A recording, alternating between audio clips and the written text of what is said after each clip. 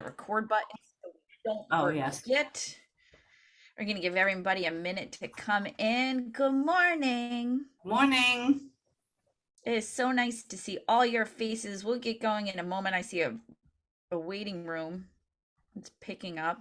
Good morning, Roland. Good morning, Rebecca. Wow. I don't think I've ever seen an agent named Galaxy S8. Like it. Galaxy S8. Who are you? Can you rename so we know who you are? I like Galaxy S8. If that's your name, I'm sorry if I'm asking you to rename yourself. Should I rename me? Yeah, that's it. Sorry, it's Valerie Brower. I'm trying. I got you. I was on my phone yesterday watching the tail end of it, and it must have just saved the setting. I'll fix it. Sorry. No worries. You got it? Okay. All right. The rest of our friends, if you could turn your cameras on. We need a few more on, and we're going to get going. And I'll introduce everyone, and then we'll get rocking and rolling. Turn this off. Yeah, everybody, make sure your cell phones are off. Well, not the ones on them. I mean, if you're on your phone, you might not want to shut those off. While they're rocking and rolling and coming in, I am going to put a couple links. So we have a Facebook group. That's a great place if you have additional questions outside of your productivity coach. If you want to continue a conversation with someone great you met in our group, go ahead and use that group. The other thing is, in chat, put a yes or no if you knew this. KW New England provides you all your social media content you need for the week. Did you know that? Put a yes or a no in the chat. Who would like social media content? You don't want social media content, or no, you didn't know? No, I know. I'm just seeing if you're awake. Well, we do. And guess how much it costs? $1,000. No, it's free $99. So if you want to learn more about that, I'm going to put that link in the chat as well. So friends, good morning. We're going to get rocking and rolling. My name is Brooke Silva. If we have not met formally, or if we've only been on Zooms, or if I only get to see your little white names on the black Zoom boxes, let me introduce myself. I am your regional technology trainer, educator, nerd, you name it. I'm here to help the market centers and agents grow their business through all the cool tools available to us, not just Command, but the world of technology and how it can make our lives so much better. I get to work with your hosts today, Colleen, Roger, Dev, Ashley. I get to play with them, your Market Center leadership group. I get to talk to agents all the time. So I love Ignite. Ignite was one of the first programs I took when I came to the Market Center, and how it has grown in the year since I've been here is so amazing because it really does capture the market of the moment. The other thing is, Ignite is not something you should take once. You should reignite yourself consistently and constantly, because what you're going to hear this week may hit different in a year from now, in 6 months from now. Stay in a constant state of learning and curiosity when you're here. All right, so I'm just going to go around and see who I see first for our hosts today for our session and introduce them, and then we'll get going. So first on my screen, Roger Ring. Say hello. Hello, everybody. I work out of the Market Center 868 in Plainville. Been selling real estate for about 17 years. I've been coaching for about 3 now, and what Brooke just said as far as about coaching, our role is to kind of help you maintain business and maintain your drive, and also teach you the skills that you need to do your job, which, if you haven't figured it out by now, number one job you're going to do is to lead generate. Thank you. Thank you. Next up, I've got Deborah Hayes, who I just got to see yesterday. Hey, Brooke. Good morning, everyone. My name is Deb Hayes. I'm the productivity coach here in Westford at 614 Westford, Mass. That is. Been in real estate for over 24 years. I've been with Keller Williams for about 8 years, and we started productivity coaching about 4 or 5 years ago. And it's been a great group, and I love the agents who are learning based and ready to rock and roll. Thanks, Deb. Colleen, Tweety, who are you? Hello, everybody. So I'm the PC coach of Keller Williams Elite in Plainville. I've been in the business for 3 years. I've gone from new agent, newbie, from Ignite to ALC leader to PC head coach, and excited to be here. Excellent. And then Ashley, our Market Center tech trainer out of Westford. Yes. Hey guys, good morning. So I am the tech trainer here in Westford, and I also do some agent services. And I've been with KW for about 4 years now. And yeah, I have a background in photography and graphic design. So I kind of use that in my day-to-day stuff here at the office. So Wonderful. Yeah. And Ashley's an amazing resource. So during today's class, if you do have questions between Colleen and Ashley, they're going to be moderating the chat. So if you do have questions and it doesn't seem like the right time to drop it in, but you don't want to forget it, throw it in the chat. If you're feeling it, somebody else in this room is feeling it. Be brave. I challenge you to get off of mute today and answer these questions, because by pouring back into yourself and your peers, you're going to learn more and you're going to get more out of this experience. Be bold, be brave. I promise you, we're not going to make fun of you or laugh at you. We want to help you grow. Are you just testing out the high fives? Or do you have a question before we get going? You can raise your hand as well. All right, are we ready to get going? Let's roll. Absolutely. Ready to rock and roll. Let's do it. All right, good. So I'm going to do a little screen sharing here. We'll get right to the program. And very exciting. So welcome to Capture More Leads. Very exciting. This is what we do here in real estate for sure. So let me get into the thing. All right, so today we're going to be covering the topic of capture more leads in our segment here on lead generating. So far in Ignite, you've been making contact with your sphere, those people you know and who know you. So in this session, you'll discover other lead sources. There are methods for meeting new people, getting to know them, and having them, what am I doing? There are methods for meeting new people, getting to know them, and having them know you. You'll hear it over and over again. The more leads, the better. The more quality leads converted to contacts, the better. So before we begin, let's hear about progress with the success system from yesterday. Give me some feedback on yesterday. Unmute, let me know, throw it out there. I tried to implement some of the stuff that we learned yesterday, and I was playing around with the messaging with within a certain time period, or assigning different contents, and actually it's working pretty good. Okay, so tell us, that's good. We'd love to hear what's worked. Tell us one thing that you feel is working good. For me, it's the time consuming. It's taking a lot out of my plate by assigning my emails and my text and all that. So I'm putting aside an hour just to do that. Awesome. Roland, thank you for sharing. It sounds to me like time blocking a little bit. Is that what we're doing? Time blocking? Who else? Give me another one that you've implemented or maybe found a bit of a challenge.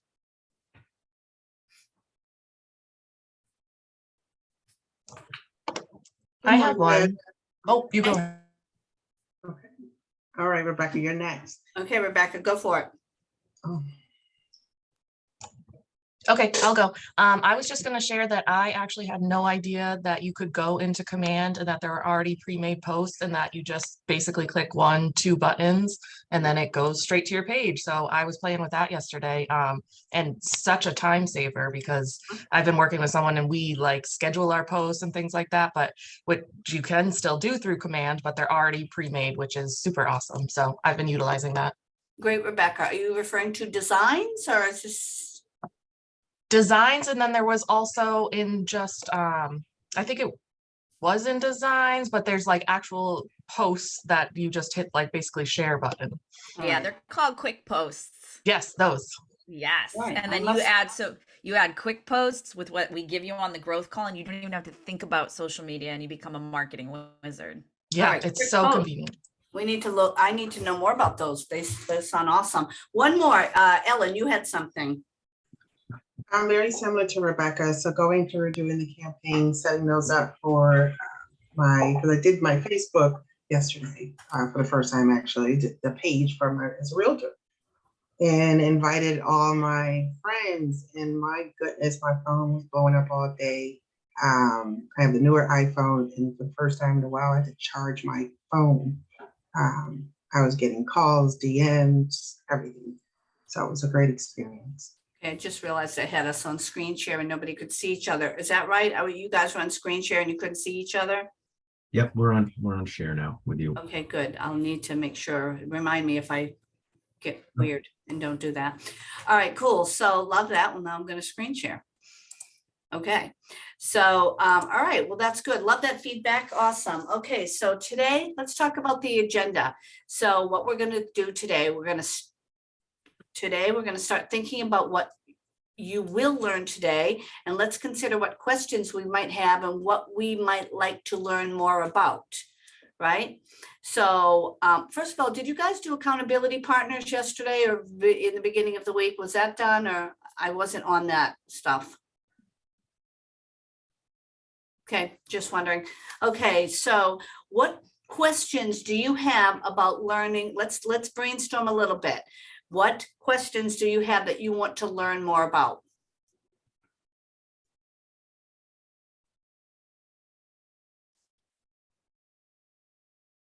Thoughts?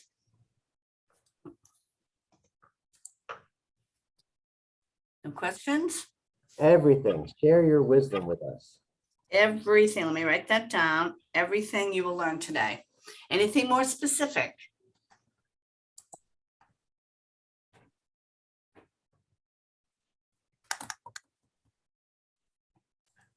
All right. Well, yesterday was social media, right, guys? Yep.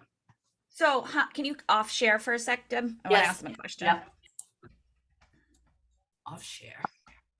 Can you run Facebook ads on a personal page on Facebook? Yes or no? Put in the chat or nod your heads or put it up.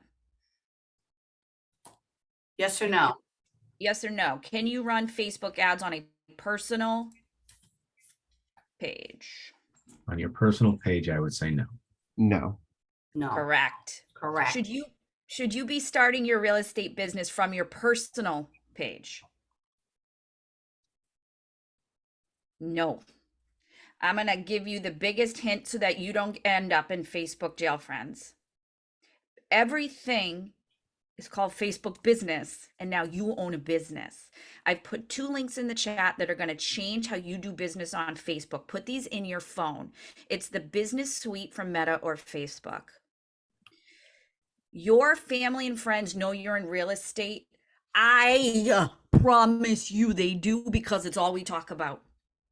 It's all we share about. But at some point, your friends and family are going to be over it. Try to pick and choose what you share from your business page back to your personal world. Start everything on your business page and share back meaningful things that will bring value to different communities in your life. Do not constantly throw up real estate on the people who are here to support you. Yeah. Do not run things from your personal first. Facebook will shut you down and we can't get you back. It's happened to many agents in our region. And then you lose your pictures, your friend list, everything. So you own a business. Act like a business owner. Have a business page. So that is one, if I can give you any hint, is don't overthink websites. Don't overthink landing pages in your marketing. Build a social media presence that is bigger than anything, because that's how people are going to get to know you first. And that's how they're going to figure out who you are as a person. So yes, you can announce it on your personal page, but start it from your business page and share it back. Make sense? I So like if that. I could add on to that too, real quick. If people are going, well, then what do I share on my personal page? It's share your stuff that you do, that you're interested in. And if you will, we had a class, it was about branding, and, they tied to the word and, and this is who I am, and your friends and family and sphere and ecosystem will respond to that. And then you trickle in, oh, I just did an open house, and after that, I went over and played some golf, if that's your thing. You know what I mean? Right. And that's a subtle way of putting it in there without jumping and putting it in their face. And we give you everything to be engaging on that growth call. We want people to respond to things, and those responses need you to respond back to them. So when somebody does comment on a post, make sure you're taking a moment to reply as your business with at least 5 words in a sentence, and log those notes. And if it's a this or that Thursday and they say mechanical pencil over a regular pencil, make sure you put that as a note or a tag. It's something as silly as that can help you start a conversation. So there are never such thing as cold calls, because you know something about them and you've interacted with them in a social space. Make sense? Just be human and don't barf real estate 24/7. I agree 100%. All right, cool. And I think that's so important. And I think that's a struggle. And thank you, Brooke, for sharing that, because people do get in the weeds. They get wound up in their website. They don't know what to post. They post too much, and then they don't post enough, and it's wasting a lot of energy. So let's be efficient. Time is money in this gig. So this is your business, and this is how we're going to focus on that. So let's grab a little screen share here, and we'll continue on. So who wants to read this quote? Put it out there. Read it. You love people, but at the same time, you haven't yet learned to love hunting for them. Interesting. I love that. What do you think this quote means? So this is about learning to love lead generating. What do you guys think that means? Hunting. You might be a people person, but maybe you haven't put yourself out there enough to kind of build the clientele that you might want. You want to build. Who else? Thank you. Is it Hasina? Hassani. Hassani. All right. Who else? What do you give me some thoughts? What do you think it means? That you're personable, but maybe you have to learn how to approach people in a way to learn what they want to find things, like per se their home, like asking them questions about what they're looking for in their future home. Right. Yes. Thank you, Melissa. Westford agent. Yay. All right. One more. Who? You're probably scared to hear no. Okay. I agree 100%. Fear. We have fear everywhere in our life, and we had it from day one, but we move forward and we learn how to, we've all been there, done that. And we find a way forward here. So we haven't yet learned. One more comment. Like the hunting for people, is that like our way of searching out new people, new clients? Yeah, or just having our way of just making calls, putting ourselves out there. Right. So thanks, Melissa. This is about learning to love lead generating. You gotta love it. Someday we'll get a better name for it, but it's relationship building. It's nurturing. It's loving on your people and loving it. The hunt for people who are able, ready, willing to buy or sell real estate now or soon. We absolutely love people who are going to sell in a year, 2 years, 5 years. We love them. We nurture them. When we get there, we don't have to hustle for them. So that's the nurture. What we want to do now, particularly with newer agents, we want to make sure that we're getting into business in the first 30 days, 30, 60 days.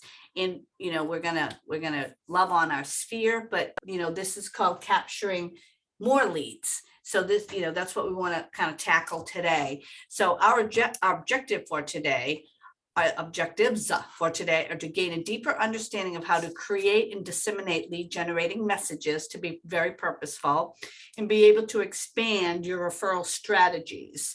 And by the end of the session, you're going to figure out your top 4 lead generating sources and lay out some strategies and, you know, get where you want to go, right? Okay, so, you know, Keller Williams, as we know, is built on models and systems, you know, so, you know, hopefully naturally there's a simple system for capturing more leads. It's a system that I think you will find that works, right? So let's go here. So your number 1 job is to find ways to get in the path of motivated buyers and sellers, right? We're gonna find ways to get in the face, in the way, in the front of motivated buyers and sellers. Everybody, not everybody, but almost everybody buys or sells a house, you know, in our world. It's always smart to be reminded of our number 1 job as real estate agents is to lead generate and get new business. Without leads, we have no sales, therefore no business. We're in the business of getting, you know, lead generating and getting new agents. Since leads are everywhere, we all must be hyper aware and be on the alert for when they appear. You have to be on guard all the time. This is, you know, this is a marathon here, not a 2K. We want to make sure that we're, you know, getting where we need to be and getting in front of people, right? And, you know, so lead generating should always be purposeful and intentional. And you'll hear this a lot. This is a thing in Keller Williams. It's one of the models which I like a lot. Entrepreneurial or purposeful. Everybody in real estate tends to be a little entrepreneurial. That's just why we're here. But it's like the lemonade stand. Until you get a table and a couple chairs and a buddy and some money and a sign, and you're just entrepreneurial. You need somebody, you need to get that stand open. And this is where we want you to be. So this slide here depicts what we call the 2 M's, right? The message that we're putting out there, it's going to help you get your lead generating more purposeful. There's, like, as I said, there's 2, we call it the 2 M's. And you'll see that in your participant guide. It's about having a message and then using a method to drive that message to the desired audience. Does that make sense? Right. So number 1, the message must match your market, right? And number 2, you want to make an offer for immediate response. What do you call that thing? It's like a little code word. Code. What am I trying to say? Participants, call to action, right? We want to make sure that we're sending a message that is of the market, and we're going to make an offer. You know, we want that to be an immediate response, get a little FOMO in there. So we want to match the market by tailoring the intended message to the sentiments and market conditions of the target group in the area in which you operate. You know, we're not going to talk about the beautiful beach out here in Pepperell. You know, we need to be talking about our market, and then obviously have a call to action that can direct, you know, call me now, or, you know, hey, here's something, check out my website to learn more. So what would be an offer that would generate a response? What would make your phone ring or generate an immediate response text or something in social media? Let's get some thoughts on that. What would be an offer that would generate a good response? So Deb, I'll jump in there real quick. And we just learned this, that mass housing is offering up to $30,000 to $50,000 of grant money towards your down payment and closing costs. Yeah. So we've been playing with that in our market center. You know, that's something that people would want to know. And that even could be, you know, even on your personal side, it's like, hey, did you know mass housing is giving free money away? Call me if you want to hear more about that. Right. And thank you, Roger. And I'm sure everybody got 7 emails yesterday from 7 different lenders announcing that their company can do this new program. And again, this is something that you can utilize, reach out to your lenders, and, you know, it's a way for people in certain income. You know, there's some red tape and there's some guidelines, but you can get some mortgages, and the money can be gifted to you if you live in the property a certain amount of time. We won't go into that, but it's a great thing, Roger. And that's something I certainly think people would ask you about it.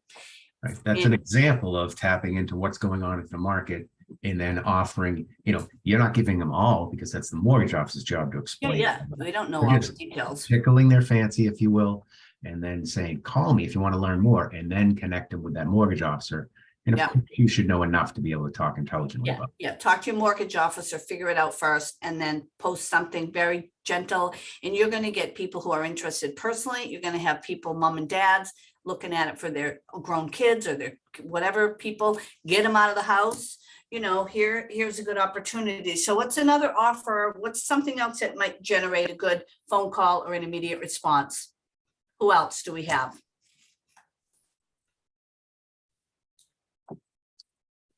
Think about your area. What's unique about your area? Feel free to put it in the chat. Yep. Get some chatting. Oh, I like a lot of these faces on the screen. We need more. Come on, you're pretty. So somebody come off mute and share in your area, what's unique about your area that somebody wouldn't know if they weren't paying attention to real estate? Good question. Specific property came up on the market, maybe.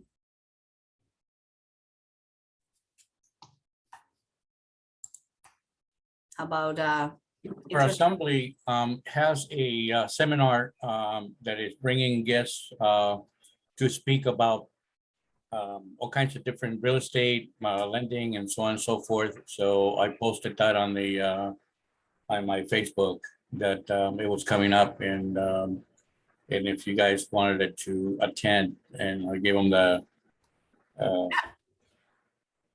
I said give me a call and I'll give you the information. Yeah, don't give too much out. Don't give it away on the thing. Make sure you leave them enough where they're interested, but they have to just connect with you. We're offering value, so let's make sure we give it to them in a great way here. All right, so I like that. I like all of that. So let's continue on with this. So let's discuss method. There are two primary methods of getting your message out to your target group: prospecting and marketing, which we covered, earlier in the beginning of lead generating segment. So we're going to cover additional prospecting stuff. You've already learned a little bit about the whole, sphere. So let's get to the next level, right? Oh, let me get over here.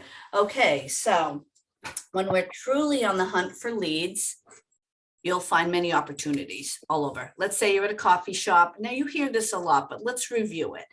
If you're at a coffee shop or you overhear somebody talking about an open house they visited, what should you do?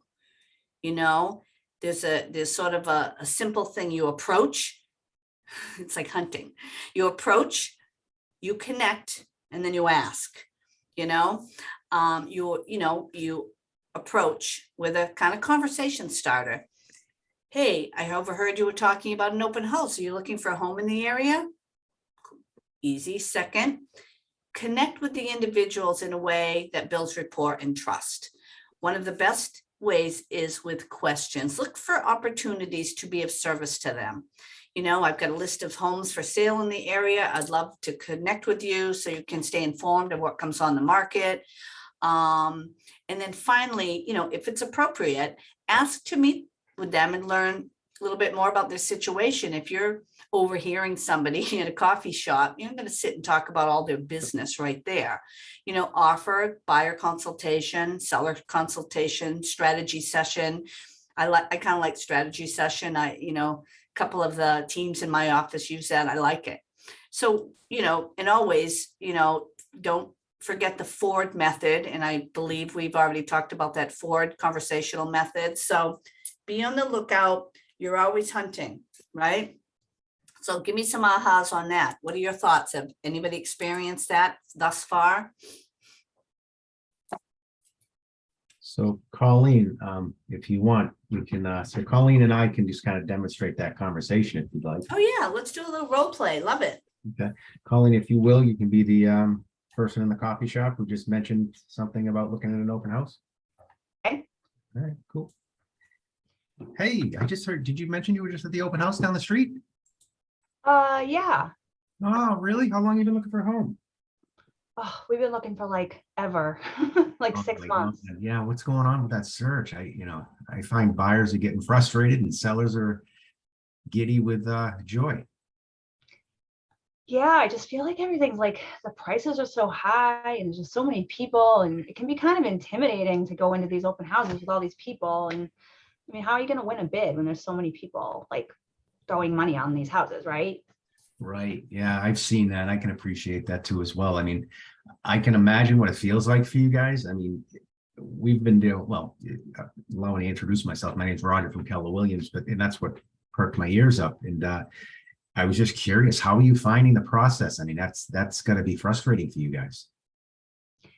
Yeah, I mean, we're using Zillow and a lot of the different, tools that are out to all of us buyers. And it's like we see things that we like and we get there and open houses are canceled, or it's already, someone's already made an offer. And it's like, yeah, it gets very annoying and frustrating. And it makes me feel like I'm never going to be able to buy a house.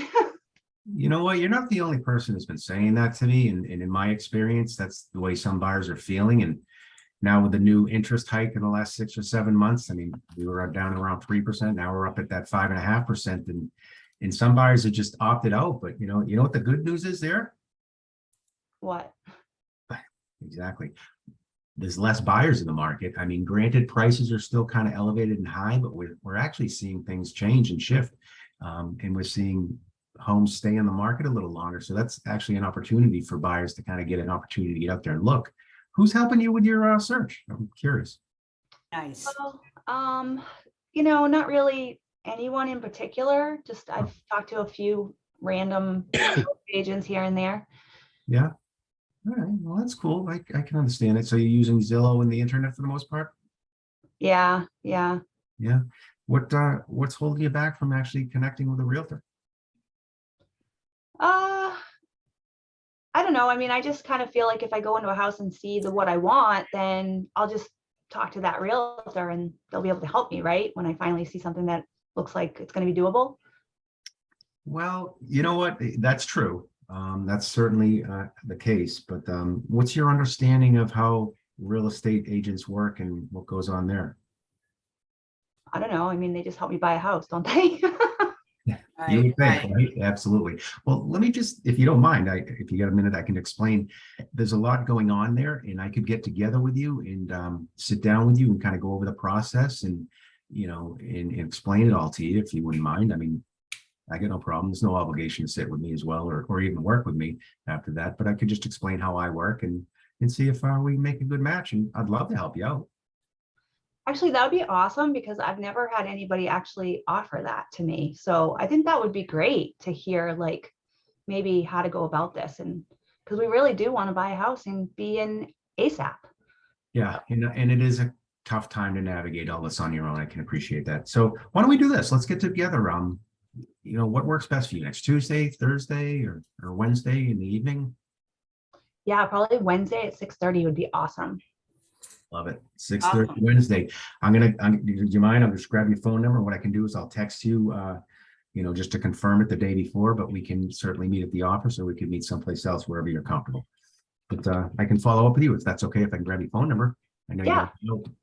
All right. Yeah, perfect. What's All your right. name? All right. Awesome. So that's what you call, approach, connect, and ask for an appointment. Basically, and I put in the chat because Roger, who's been around, knows what these are things he's learned and you guys are learning. He's doing the felt, found model. He feels her, he can tell she's frustrated. He's felt the same way. He himself probably bought he's been in the business. He feels the same way. And now he's finding a way forward. He's finding a solution for this gal, and so we had a couple of things. He was on the prowl, So to speak now. Yes, right. He approached, he listened, always got to be listening. He connected in a very offering of value. He was not selling her one thing. He was offering value to her. And then now he's asking for a meeting and she's certainly open to it. And very good. What did that take? A minute? 2 minutes tops. Right?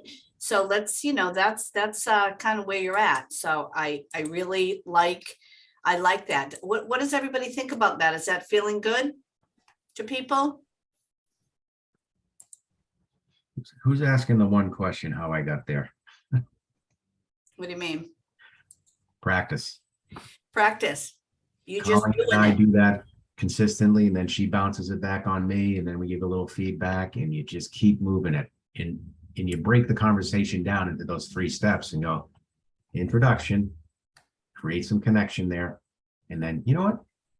Hey, if you don't mind, I'd love to get together with you. Exactly. So give me some ahas on that, and then we'll move a little bit to our next thing. But I think you can kind of use your own judgment as far as when to sort of enter a conversation with somebody at the next table at a coffee shop. People do it all the time about all stuff. They're talking about Patriots or books they're reading. Yeah. Kind of jump in. So, if you use your own judgment on stuff like that, and know when it feels appropriate. And I think real estate is something people like to talk about, even if they're not in the market. It's kind of an interesting topic for anybody, just to know what's going on in their neighborhood. So. Yes, it's very relatable to everybody. 9-year-olds know about real estate. That's all, So give me one more. Hi, Deb. Hello, Whitley. I think my aha, and I think I came in late, but is about that because I have a client who's been looking for a house for the past 6 months. She's eager. She wants to, but her thing is like she's only given a $230,000 an approval. And she's looking like in the really hot spots, like Boston area. She's looking for a condo. Anyway, make long story short, I feel like I'm at that point where I'm like, well, I don't know how to help her because I think she would need to either, and it's going to expire. It's going to expire in October. Mm-hmm. And so there's nothing in the market that she likes, so that fits her criteria. She's not really looking for like something fancy, even if it's like a little bit, broken down or whatnot. She likes to fit a tough price range for Boston. Yeah, she's okay with it. But I think for me, that new like mass that find out about that. I was just going to say that maybe that program could help her get. What is it called again? It's called Roger. What is it? It's So it's a mass housing, first time home buyer assistance, if you will. And they're offering grants. And of course, there's income restrictions and things of that nature in specific towns that you have to be living in at the time. You can utilize it anywhere in the state. So that town, you could live in there, but you can buy anywhere, if you will. So it's different from NACA, is that correct? Well, they could be offering. I'd There's inquire. a lot. Yeah, Yep. there is a lot of programs out there, Whitley, and get yourself. Do you have a lender, in-house lender? Do you have a coach? Where are you out of? Where's your location? I'm in Boston Metro. Right. So you're that's a tough price range.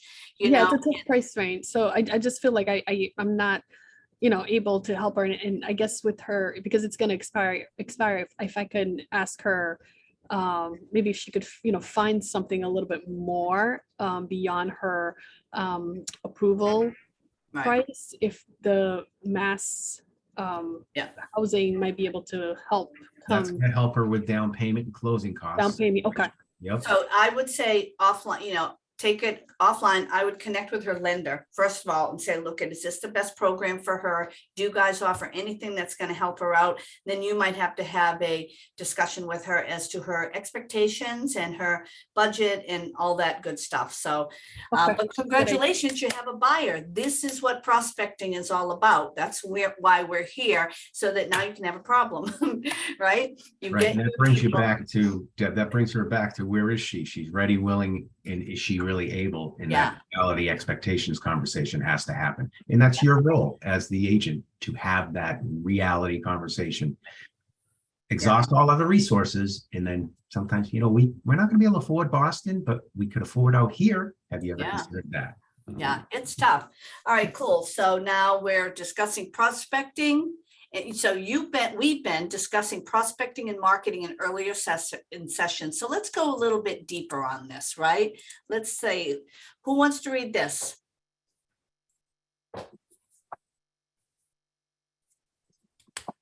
Come on, participation. Lead generation is a contact sport. With simple rules, it means making contact with people through prospecting and marketing. Wonderful. Thank you, Ellen. Lead generating is a contact sport with simple rules, right? It means making contact with people through prospecting and marketing. That's what we're going to start talking about, prospecting and marketing. And let's look at how that rolls a little bit, right?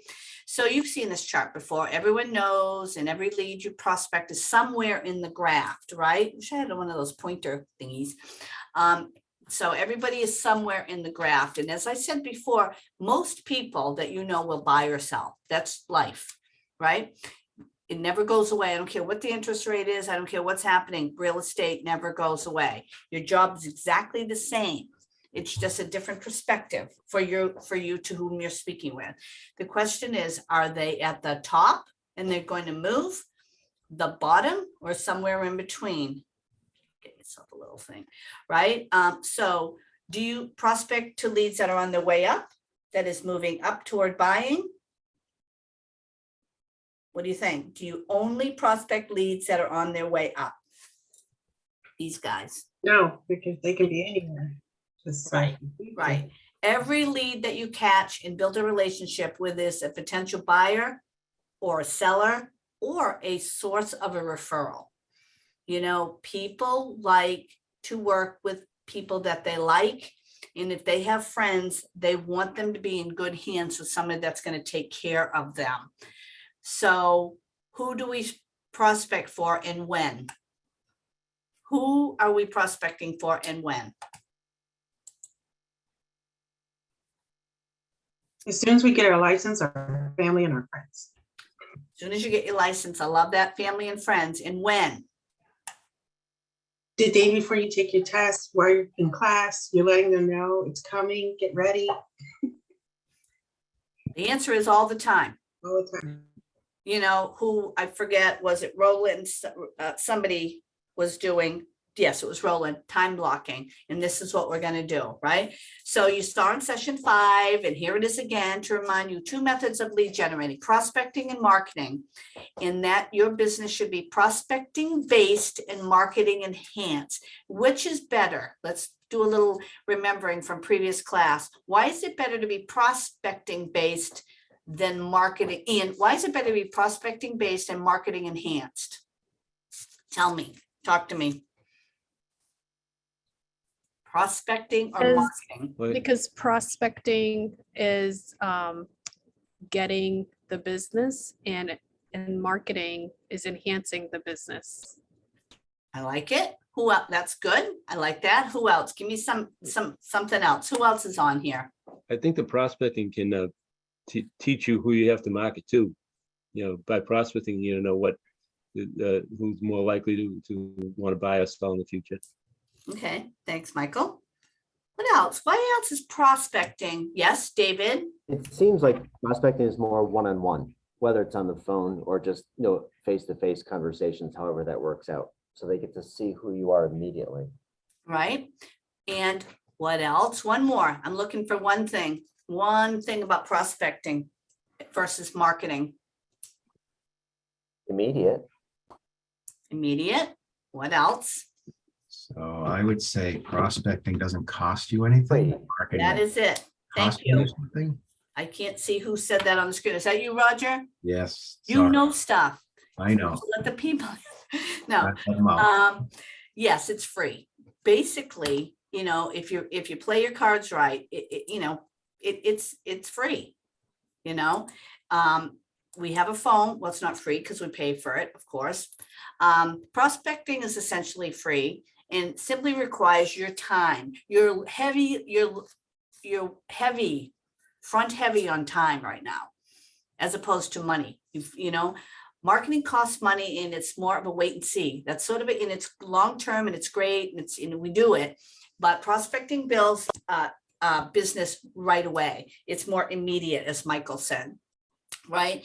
Our last 2 sessions were about open houses and social media. Prospecting helps support awareness and lead generating around your open houses as well. And social media can be a prospecting tool as well as a tool for marketing. So let's look at this. You've got right here on the screen, right.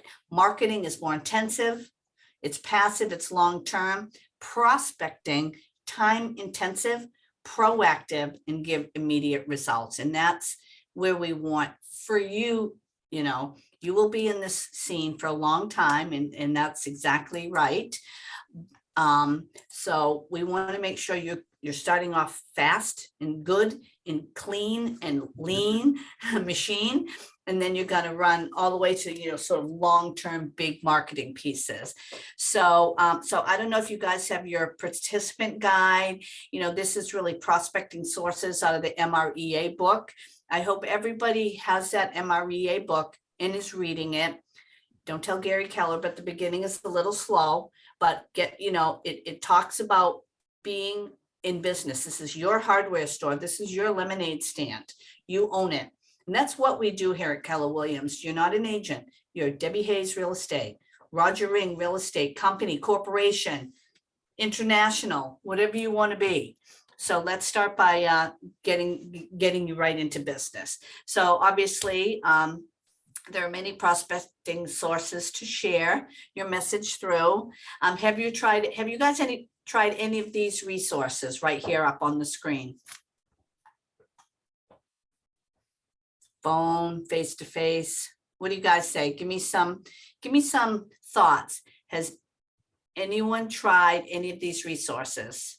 And would you mind sharing your experience? Let's have some hands-on experience here. Jack Edwards, you're raising your hand. So I have actually called for sale by owners from Zillow or, you know, different sources. Yeah. I've had some success with that. A lot of them are really resistant to hiring an agent. So I haven't listed anything from them yet, but I have set up listing appointments with them. Awesome. So we'll see where that goes. Absolutely. Well, congratulations on that. Right now, for sale by owners are big. Expireds are big. So don't be afraid. Let's get right on the horse and start running up those stairs 2 steps at a time. Yeah, well, I find that they're not angry. Sometimes I worry about them getting angry or flipping out, but they don't. They do like to have a conversation and like to be reached out to, it seems like. Look, they kind of want to sell their house, and let's face it, they don't know what they're doing, and they don't want to pay commission. So, you know, talk to your coach or your TL or somebody and get some scripts going so that you can, FISBO conversations are about objections, and they're not mean, they're not jerks, they're not cheap. They just have objections and they don't understand the value that we're bringing to them. So find yourself a FISBO class or some YouTube, you know, find something to help you with those words, and you're getting appointments, and congratulations, and stick with it. That could be your little niche, because everybody calls a FISBO once and never calls them again, right? And let's you be the guy that calls people back. And we all know the ones that have their listings. It's a FISBO. I got it. I'm listing it today. 6% commission. I've got one of those right now in my office. Are we allowed to say commission? I don't think so. Melissa, what do you have? Yes, I've also done FISBO. I'm actually in the process of trying to secure one. Sorry. They have had it up for sale, listed in the MLS for 35 days. A non-entry one? Have moved out. I'm sorry? Is it a non-entry one on MLS? Right. Yeah. Yeah. And so they actually contacted me because they were referred to me, and they're wanting to do at least another 30 days, 60 days, because she said that they can't justify paying a listing agent because they feel like they've already done all of the work themselves. And so that's kind of, you know, trying to figure out how at that point to secure that. So FISBOs is one, networking, volunteering. I'm a SCORE volunteer, so I work with business owners, trying to help them get their finances in order. That obviously circles into some form of real estate. Networking groups with local Chamber of Commerce and Women in Business, and gathering allied resources, lenders, painters, construction, things like that. So having those conversations and building those relationships. Awesome. So you're really like utilizing a lot of these prospecting tools for sure. One more, let's see who else has been utilizing, and I'll share the screen again just for kicks so you can just know what some of the things. So we have face-to-face phone, FSBOs and expireds. And Melissa, back to your, that couple, you've got to, or I don't know if it's a couple, but they have all, they're objection people. So you need to get with somebody that's going to help you in your market center. Where are you located? I'm in Maine. Oh, okay. So you got a big crew up there. So, oh yeah, right. Definitely. So yeah, at this point, it's interesting is because they do keep texting me updates, and they have probably called me, I'd say 3 times in the last 30 days. Just, hey, do you know anybody interested? I did have somebody who was interested. I had them do a drive-by. They still had tenants in there, and it was just too far away for her. But I think that opened the can of worms of that conversation, but they keep communicating with me. So I'm like, here, just sign. And what do you think she should do, Roger? And we won't go on deep on Melissa's thing, although we could for all day, but quick thing, what do you think she should do, Roger? So I'm assuming you said they're on MLS? Yeah, they're entry Yes. only, so you technically shouldn't, yeah. So turn the page on them. They're reaching out to you, asking you for help, literally and figuratively. So turn around and just flip the script on and say, listen, guys, what can I do to help you? You keep reaching out. You seem like you might be getting frustrated here. How can I help you better? I mean, I feel lost here. Right. My thing is, my thoughts are not cut them off, but say, look, you've got to talk to your agent. You're in a contract with that person. If you're not really happy with them, you need to speak to them about it and potentially get out of contract, because obviously it's an entry only. They're not helping them. right. Not, They paid a flat fee of. they paid a flat Big fee, flat but fee. technically they are in contract with this, whoever it is. So Right. you're helping them for nothing for your time. You're going to be lead generating people that Right. want to list with you. So that's just, maybe I'm being a little harsh, but I would say, look at, you have an agent. I'm super happy to help you, but technically you have an agent. I have people that I'm in contract with. Right. So, maybe have a firm conversation with your listing agent. If they're not really going to do what you need them to do, then maybe that's not a good fit. So again, talk to somebody at your market center, go to your ALC, get some direction, or talk to whoever, Tiffany, whoever's up there, and get some advice. So let's, Right. am I screen sharing? Yes. And it might be a simple question of converting them. So, listen, I know you keep asking me this question, and I'd love to sit down with you and get together with you, but I can't be talking to you because you're under contract. Yeah. They don't Right. know that when they sign those things. They don't know that. Mm, They really okay. don't. Yeah. You can Use your even use the ethics. language, and even just use the language like ethically, Right. ethically, I can't really talk to you about this because of that. It's supposed to be. So yeah, I like that. That's exactly right. Thank you for that, Colleen. So we've got them all. We've got, where to go? Hold on. You're on face to face with us now. What am I doing? Oops. All right. So I just want to review them, and then we're going to move on a bit. So right here. So let's just real quick look through them. We've got face-to-face phone, face-to-face listing, FSBOs, expired, circle prospecting, neighborhoods, apartment complexes, recently sold. And I think, Melissa, community outreach, work in your community, join something, be the person at the desk that people have to sign in at an event, haul around and help empty the trash at the next fall festival thing, volunteer, get yourself out there, whatever your thing is. If your kids are in soccer, be the, get t-shirt, key relationships and some vendors also, corporation, builders, bank, third party, investors, teaching and speaking opportunities. Don't be afraid of that kind of thing. Meals on wheels, door-to-door canvassing, networking event, walk-ins, all that good stuff. What's missing from this prospecting pretty good heavy list. What is missing? What is missing? It's also missing from MREA because the book is like actually kind of old.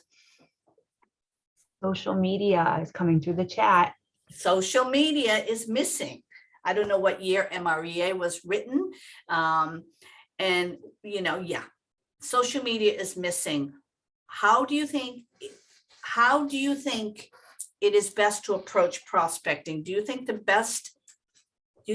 is best to select several sources to try at once, or is there a source that would be best to start out and follow it through? What are you guys thinking on that one?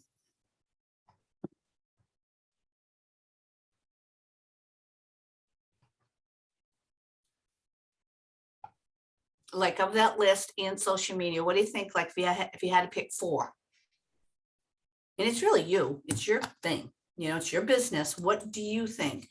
You know, some people don't like door knocking. People think they're stealing their Amazon packages. They get yelled at. 2004 MREA. Thank you, Dave. So this is the key, and certainly Brooke spoke to it this morning. Don't get in the weeds on everything. Get your Facebook business page going and start being purposeful. Share, you know, let's get that thing going and make sure that we're doing what we need to do to get, you know, sort of moving forward here. What else? Give me some thoughts.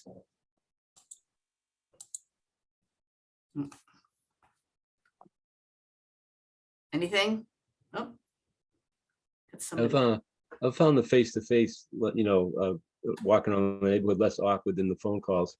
You know, the phone calls, you're calling up, you know, people in your sphere, and you know, some people you just saw recently and they already know you're in real estate, and some people like haven't called me in 6 months, and it's 2 o'clock on a Wednesday. You know, it's a very odd time to call somebody. But the face-to-face stuff is, I think, good. I have a dog, and I walk the neighborhood with a lot of old people with dogs, and wonderful. Get to Yeah. talking, and it's, you know, I like that. I just find that less awkward.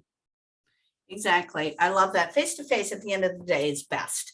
Let's talk about this. You can't call somebody at 3 PM. I get calls all day long. Do people think they're sitting at, you know, an office in, you know, 1950 and they can't pick up a call? You know, that sounded fresh. I didn't mean it that way, but Yeah. This is the real, you know, this is it. And there's always, in a lot of, I have a lot of younger people in my group, and what they do is they text everybody first, hey, do you have a minute for a business call? Right? That's a good idea. Yeah, and I think people, 99% of the people say yes, or they say, no, can't, I'm at lunch, I'm at the gym, I'm at something, I'm doing, you know, and then you just call them back. But, you know, let's make sure that we're always kicking into gear on that one, right? So let's see the next one here. So marketing. So here's, like, you know, we were talking about So Deb, you're not sharing your screen, just so you know. okay, that's weird. Yeah, I've got to hit the button, I guess. All right, so here we go with some marketing. Okay, additional, here's some stuff about marketing, and we know that we don't want to do a ton of stuff on this, but certainly, you know, we want to ask a couple of questions here. So we've got offline advertising, radio, TV, newspapers. Is that such a thing? Personal vehicles, license plates, you know, with your little thing, those magnets that go on the sign, magazine, billboards, I don't know. Online advertising, pay per click. Social media is on here, which we know you can do for free, and you can certainly do those campaigns or those quick posts. I'm not sure how much those quick posts are. Direct mail, promotional swag. We're big on swag here in Westford. Hats, buttons, those buy dirt, ask me about real estate. We get a lot of good feedback on that. David, you have a question? Quick story. So I was overhearing somebody at a bank talking about moving and looking to buy a house, you know, somewhere out of state. And I followed the person outside, you know, casually sparked up the conversation, like, hey, I heard you mentioning that.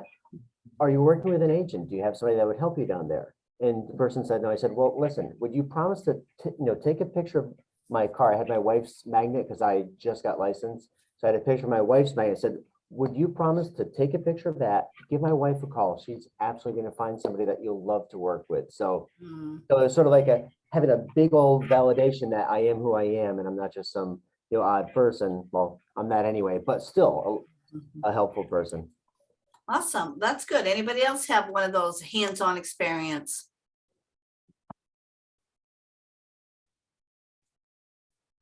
That you were somewhere and you picked up I your, went to the kindergarten popsicle party. oh, And there's someone selling their condo and looking for a home in Methuen. So I sparked up a conversation with her. I got her hooked up on my Facebook, and I recently just sent her my app so that she could start looking on her own too. mhm. So we've been talking a lot, but yeah, popsicle party. All right, awesome. Well, that's a good one. I don't think I've heard popsicle party yet. I've heard pizza parties and pony ride parties, and just get yourself out there. Is at the end of the day, that's what you need to do.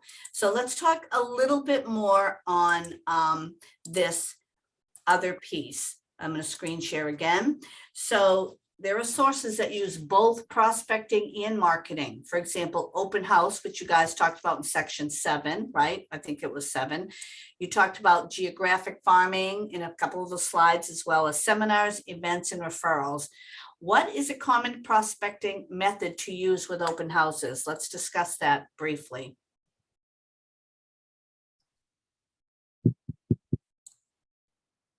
What is a common prospecting method to use for open houses? Contact sheets? Pardon me, contact, Sign-in sheet? sign-in sheets? No, for prospecting, getting people there. Oh, getting them there. Oh, okay. What's, you're covering, or maybe you have your own open house, you're hosting, you're shadowing. You have signage? You have signage and, Okay, let's check that down. So we have signage. Prospecting methods used. What else do you do around the open house? Yeah, what do you do around the open house to prospect, to get people there? Walk around the neighborhood and invite them to the open house. or knocking around the neighborhood? Yeah. Yep, door knocking around the neighborhood. It's great to do in pairs as well. That's really for your open house. And is there a whole thing on open houses? I think so. That Open house was not the last one, it was the one before that. Oh, that can be a whole event for you, right? There's like 7 levels that you can do, and somewhere out there's something called 7-level open houses. With social media, you can go nuts with it. First of all, door knocking. This is an opportunity to A, make the neighborhood aware of the open house, and B, invite neighbors to the open house to meet you and see an active listing in their neighborhood. And, maybe they have a buyer. A lot of people, am I screen sharing? No. Okay. A lot of people have friends that want to come to their neighborhood. So let's talk about this a little bit. Why else are you walking? Why else are we walking around the neighborhood? What are we really looking for? What are we really looking for? So I said in the class, they showed on the screen, you can print out flyers. You want to know, do they know anyone that wants to move in? Are they looking to sell? What do they think of the area? Getting to know those people. So what is this called? Doing open houses. What are we really doing? Lead generating. You got it. Hassani. Got that right. You are lead generating. You're helping to sell the home. You're showing what a great job you're doing for your client or somebody in your office. Thing. You are doing a great job. And how people get a little jammed up on open houses thinking that they're only buyers coming through. Who's coming through these open houses besides buyers? Other real estate agents. Yes, who else? Sellers. Who said that? Roland, sellers, high level of people. Everybody thinks open houses is for first-time home buyers. Unless you're selling a condo or it's some probably icky house, the people very likely have something to sell. They may be coming just to snoop around to see what kind of a job you're doing. They're nosy. They want to see how much the house is worth. So this is a fantastic prospecting opportunity for you. No matter what you do, get yourself some open houses and plan a week ahead, or at least Tuesday or Wednesday. You're going to post it. Hey, I'm doing an open house for my friend Ashley here at the office. Post it. They're going to think it's your listing. Make sure it's a little bit of investment, but I highly like the directional thingies, signs that go at the Rotary and in front of, with your name and your photo and your phone number on it. That's a prospecting. It's a marketing piece. It costs money, but they're going to last if you take care of those signs. Obviously, if you're hosting, make sure the listing agent is cool with that. If you're taking your time for free, hopefully they are, but some teams want you to use their own marketing stuff. So this is just another fantastic opportunity for, what you call, what am I trying to say? Getting new business, lead generating. So tell me some ahas. Let's take 1 minute. Let's ahas about prospecting marketing. What is everyone's thoughts? What are everyone's thoughts? Prospecting, phone calls, easy, a lot of time invested, but doesn't cost any money. Marketing. Tell me, give me some shout outs. So when you think about marketing an open house, what are you actually marketing there? And we have an agent in our particular office who thinks a lot differently about open house. Most agents think, I want to be there at the open house because I want to meet the potential buyers in. And this particular agent does not want to be in his own open house. He's willing to let people run his open house so he can go out and do what? Knock the neighborhood and say, hey, I'm the listing agent. Come on down to 123 Main Street, check it out. Colleen's there, whatever the case may be. By the way, have you guys ever thought about selling? Right. And he's really just looking for the next listing in that neighborhood. And you'll find they're interested and they're thinking, yeah, what are they getting for that house down there? Right. And that sparks that conversation. Exactly. All right, cool. What else? Give me another shout out. What else? I think with the open houses, I'd encourage people to even get there early and, kind of walk around outside, even act like they're expecting the outside of the house. Neighbors want to engage you when you're the realtor, I think. They might not want to go to the open house, but they do want to engage you. It's funny too. It seems like when there's an open house, a lot of times, everyone on the street, no one wants to mow the lawn. They want to keep the dog quiet. The street looks a little different than it normally does, but everyone's watching. People in their house looking out how many cars are going through, state plates. It's everyone's kind of watching you. Exactly. Thank you for sharing. That's exactly right. Open houses are certainly a gold mine. And the next gold mine is something we might want to start thinking about. Let me look at the time. It's 10:10. Does anybody want to take a quick 10-minute break? And then we're going to go into the next segment, which is referrals and moving forward into capturing and, capturing these leads. Everybody cool with a little 10-minute break? Yep. So I'll come back at 20 past. Yeah, everybody come back at 20 past and we'll keep at it. Okay, thanks, guys.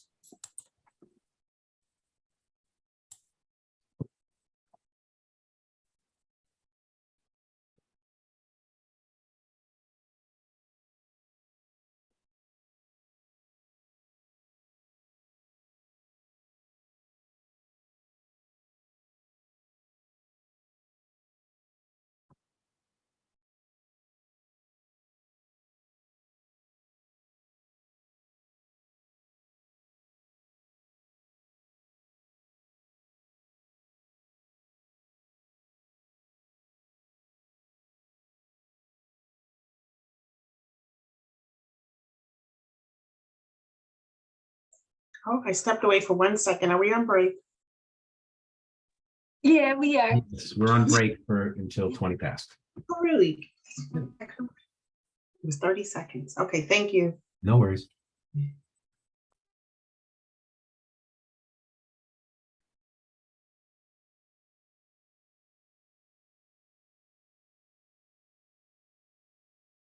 Yeah. Turn the cameras back on. Yeah, we got it. Everybody, am I on? Everybody on? Yep. Thank you, Turn our Debbie. cameras back on and coming back live. All right, we're back live. All right, great. So yeah, prospecting, marketing, lead generating. It's about getting yourself out there, picking up the phone and talking to people. That is the cheapest, way to get business. You know, until you've got a million things going and you're paying somebody to do all your marketing right Excuse me, Deb. now. Pardon me? Excuse me, somebody wants to turn the recording back on, and also if you want to share your screen. Yes, thank you, Roger. No All worries. right, so let's move on with the program. I'm excited. People are engaged. Let's keep at it and get you on to your day. So now we're going to talk and move a little bit more onto the next thing in the agenda is the gold mine of referrals. Okay, so many agents miss out on this piece, and yet they can be very easy and very lucrative source of leads.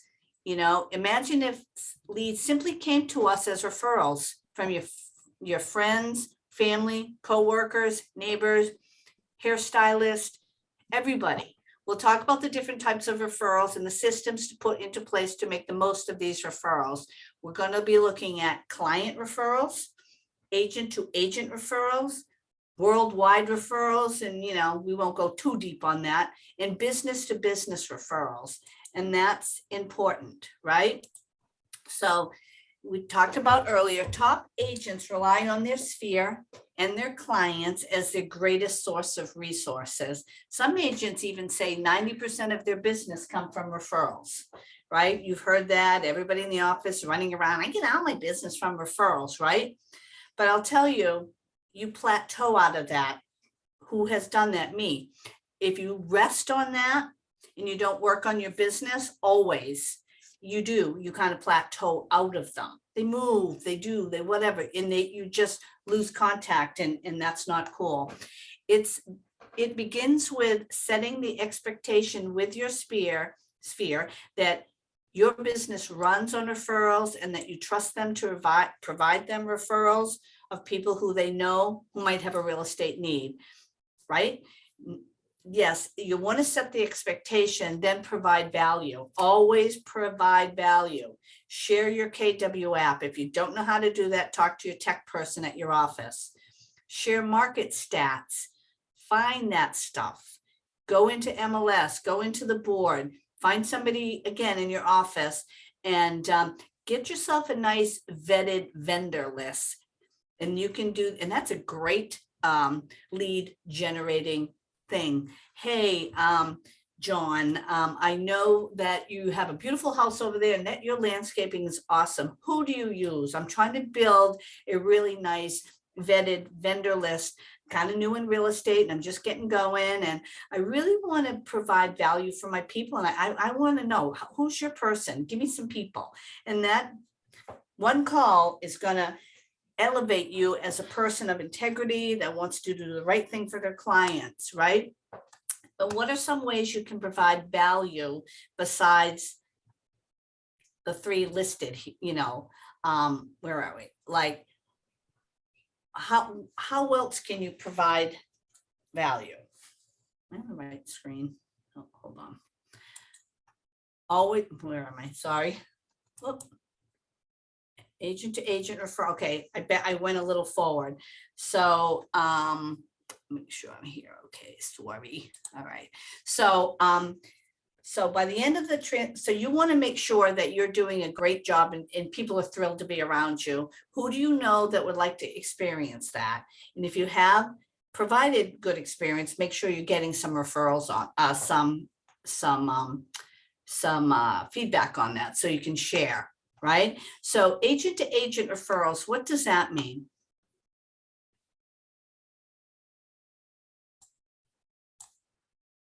I think it means like, it's like an agent refer, or I don't know, so an agent is probably overloaded with clients or whatnot, and so they need help, or they don't want to take any additional clients, and so they refer another agent that might be available and willing to take that client.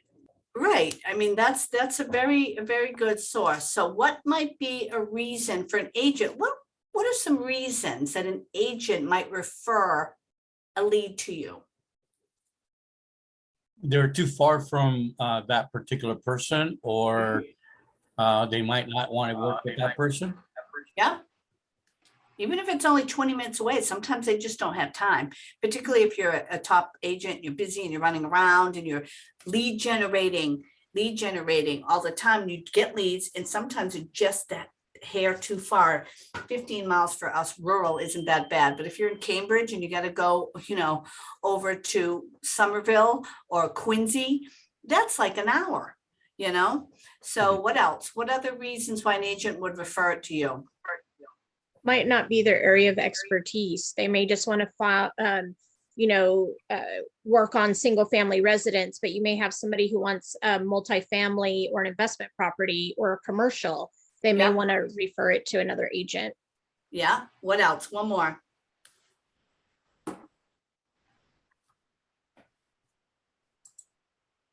What else? What else? Why an agent in the office might refer it? You, somebody.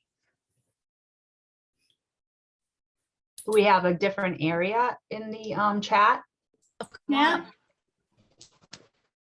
What else? Somebody said something. Yeah, outside of your area, they just don't want to haul over to somewhere. You're not familiar with the area. What else? Conflict of interest. Oh, that's interesting. Conflict of interest. Okay. Yeah, they might be the list agent and they just don't want to work with buyer on that property. Too much business. Yeah, certainly out of state.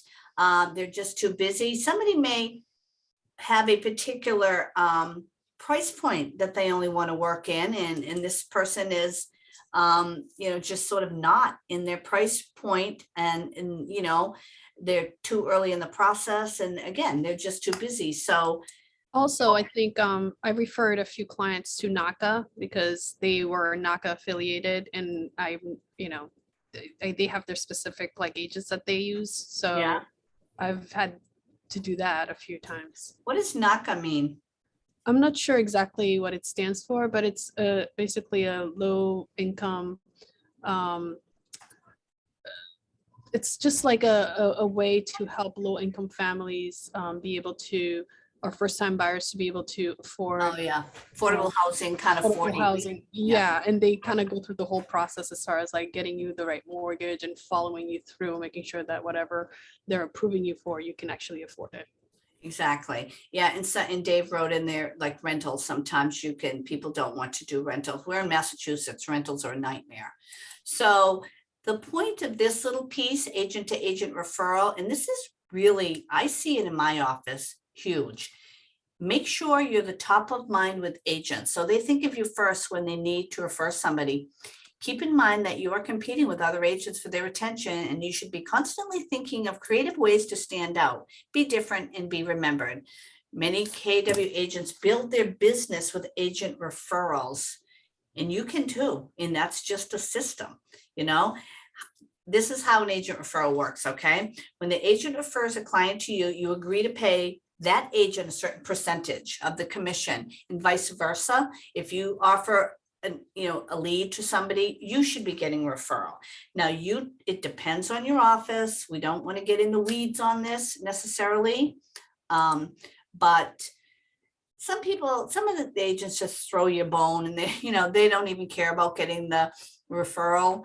But be clear, if somebody gives you a lead and a referral, say to them, do I need to give you a referral fee? You know what I'm saying? So it depends, and don't assume because they're a top agent, they're not going to want it, and you know what I mean? So that's something that you want to do, and make sure that you're clear. Clarity is power, as we know, right?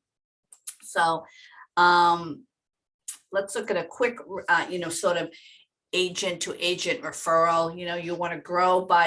You want to begin by growing your agent referral network. Keep track of every agent you meet throughout the course of your business.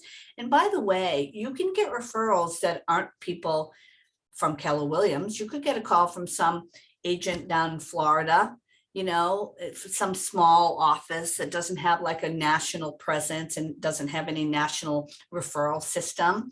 And you can do the same thing. If you literally have a place and there is no Keller Williams around, which is not a lot, but there are, you can call a top agent down there, give a referral, and they can, you might have somebody in Ohio or some where that there just isn't anybody. Remember, you want to take good care of your people. So let's make sure. So you can do that. Again, we won't go too deep into that, but Yeah, but if I could just add one thing there too, especially when we're inter-office actions with referrals, required definitely should be in writing and signed by both parties. Don't just take it for granted that so-and-so said, yeah, they're going to give me 25%. The written document between you two, and you both have your own copy. That way there, if there's ever a dispute, team leader can go, where is it? They're going to ask for that. Yep. And we had an agent in our office in Florida, gave a referral for over $1 million home. And the agent didn't get anything in writing. And then it closed. She was mad, threw a fit. And the TL said, the OP actually put it up to the OP. Where's your paperwork? You know, and it doesn't mean the person was, you know, it's just the person who got the referral long forgot about her, because it was like a year, it was a while, you know. So that's it, Roger. And everybody check in with their, you know, compliance person. Make sure you have that referral form in your world, whether you're getting one, even if some, you know, just make sure you're keeping track and you have good systems, right? And, you know, what other thoughts on that? Anybody else?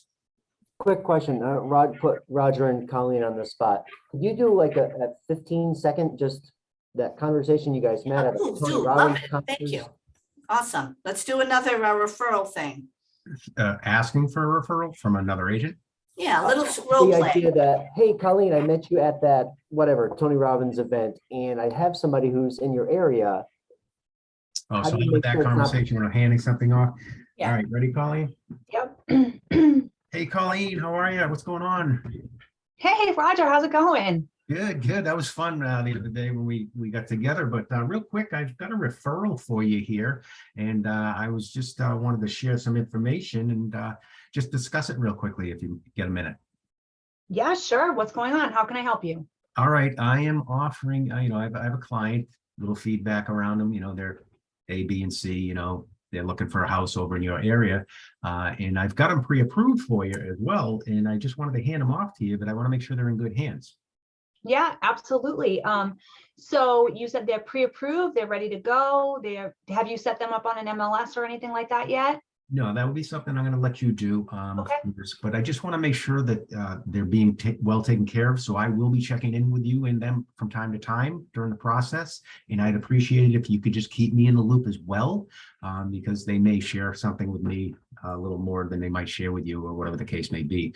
But so what I'm offering is I'm going to offer a 25% referral, and it's for a buyer as well. Are you good with that? Yeah, that's absolutely perfect. What is their favorite way of contact? Is it email, text, phone call? What do they prefer? So what I'll do is I'm going to send you over the referral, written referral for you. You can sign it, and then I'll just share with you all their contact information. But great question, and they're ready to go, and they're pretty eager. So if you will, after you talk to them, just let me know you talk to them, and I'll do the same on this side as well, just so we make sure everybody's going. Roger, can you do me a favor? Because I want to do the best job for you possible and make sure that they're well taken care of. Can you send an introduction email with all of us, introducing them to me from you, and then I will definitely take it from there. Absolutely, that's part of my system, and I'll share everything that you guys will need and put you guys in touch. Awesome. So I'll be waiting for the referral contract to come through. I'll send that back ASAP, and I'll be waiting to respond to your email. Great. And if there's any bumps along the way, tie me in so I can get involved before anything.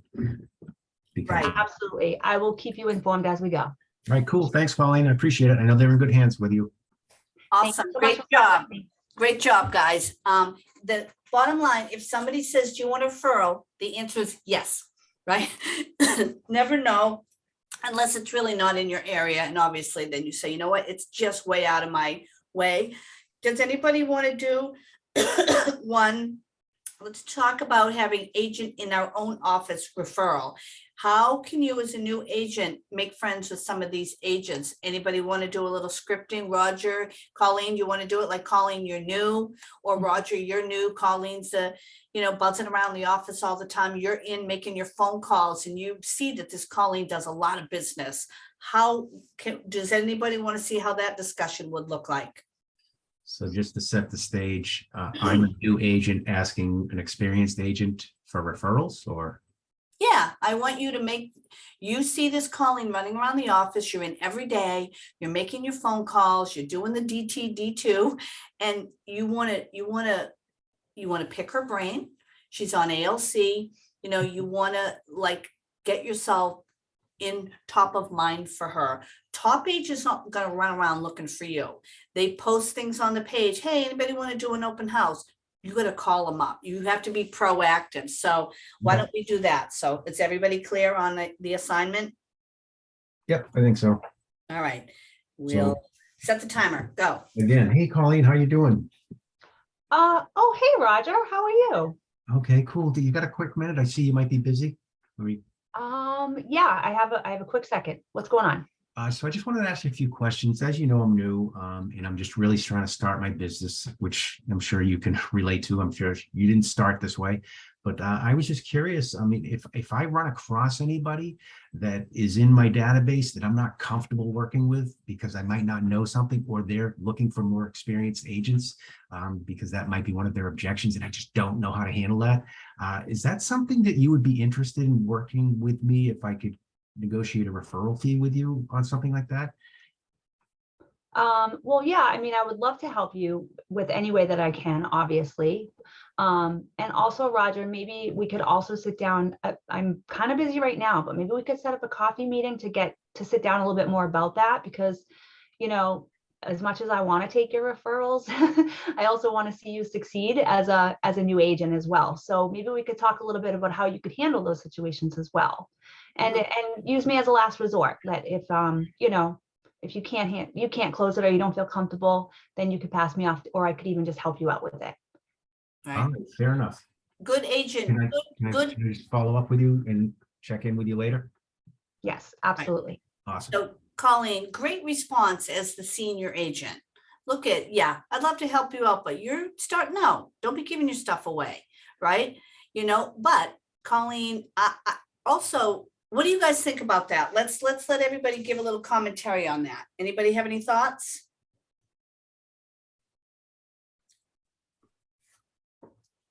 Why not, you know, suggest that you're working with the senior agent so that you can retain your client, but also have advice and give that senior client the referral. Like they get the referral fee, but you work with them so that you can still retain person. Can you do that? Sure.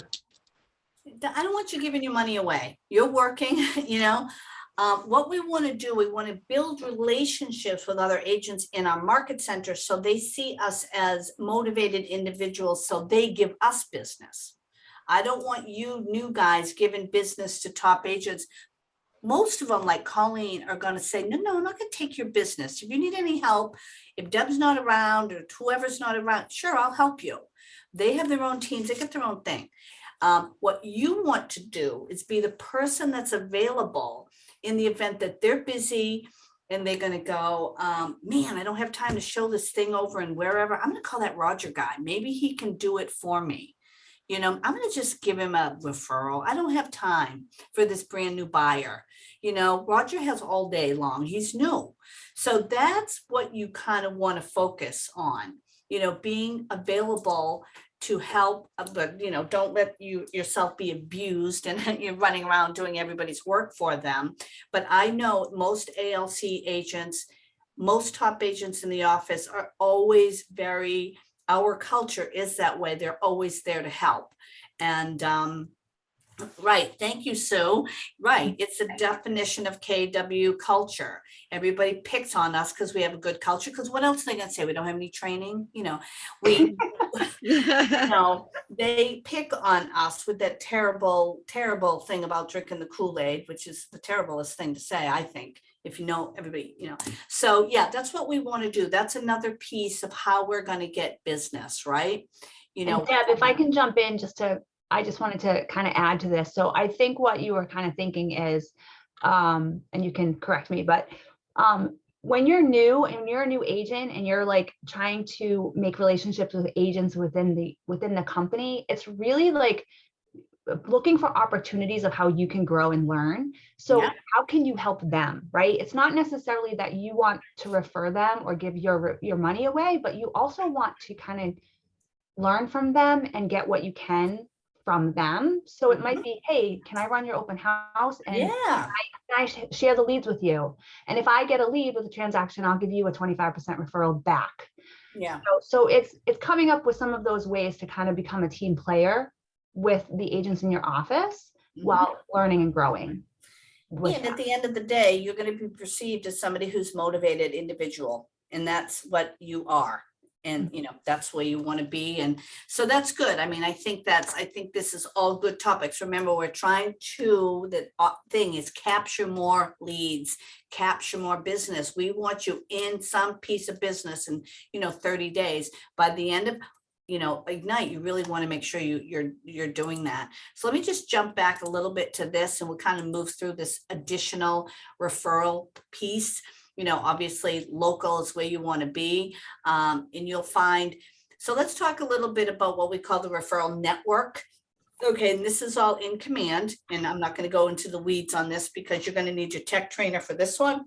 So if you want to find and send out a referral, you can certainly use the, this in your KW app. It's under the referral. If you look at the, it's right under here under the this little map almost icon, and then you can start doing some searching. You can do by map, you can do by production. If you again have somebody going out to Ohio, or you have a friend and they live in Ohio and they want to sell their house and come here, obviously that's what you want to do. You want to find a referral. The same thing is what Roger said.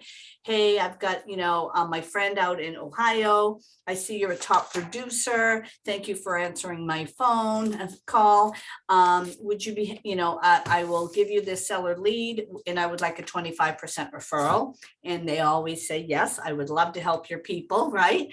And so make sure you know how to do that sort of, make sure you know how to do that piece, obviously. And then of course, make sure you follow it up with paperwork. And I think in your command app on your phone, there's like, like an online, I don't know what I'm trying to say, Ashley, somebody help me. What is it? You can do it that way, not just via the manual way. In the version so of your phone, you can do the same. Right. All right. So also, I don't know if you guys knew, but in the beginning of 2022, Keller Williams had a presence in 50 plus regions in the United States and Canada. I didn't realize how much business we do in Canada. And also we have all over the world, really. I mean, we have people in our office that have referrals over to Portugal, Dominican Republic. There's I think one office down there, but so be open, think outside the box. Think of who you know that you went to college with that works in Spain. I don't know. So you're always thinking again, just to make sure that we're always sort of moving forward with our, kind of business here. And then the next piece is your business to business referrals. So raise your hand if you've ever recommended the following to your family, friends, or neighbors. And let's see some ahas or hand or thumbs up. Use your emojis there.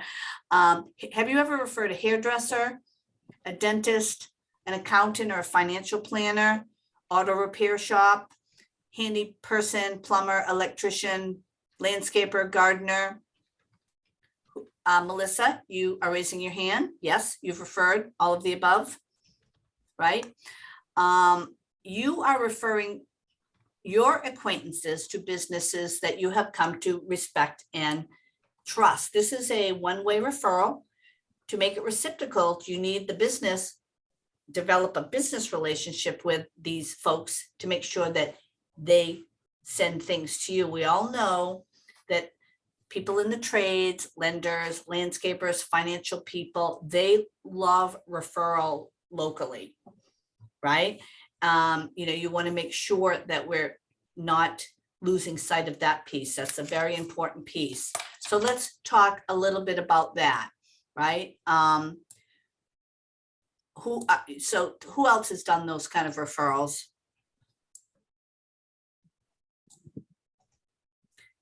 Here, who else? Who else tell Michael, who have you referred other than these kind of folks?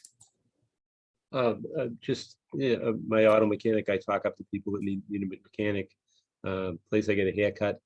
A lot of restaurants too, live in kind of a touristy area, and people would always be calling me at work, asking me where to go when they would come into town, so. Right. And the more you're in real estate, the more calls you're going to get like that. So Yeah. you have tell us about you, and then we're going to do a little exercise. Go ahead. Yeah, I probably daily get a question about, I need a mason, I need an electrician, I need who's got the best tile. Yeah. I think it's just a great idea to establish that list. But I am also very careful that nobody makes the list unless I've had personal experience or a client has said they were awesome, everything. It's not just a phone book list, because that will come back to bite you. Right, right. So let's take a minute. I want everybody to let's do a little exercise here. I see people throwing things in chat. So let's take a minute for you guys for in your program. First of all, I want you to write down, we're gonna do this, it takes 1 minute. Write down everybody that you've given referrals to. Just real quick, 30 seconds. We're not even gonna do any more than that. Let's write down people that you've given referrals to. Let's go outgoing. Pest control, barbershop, hairdressers, cleaners, taxes, insurance, dentist.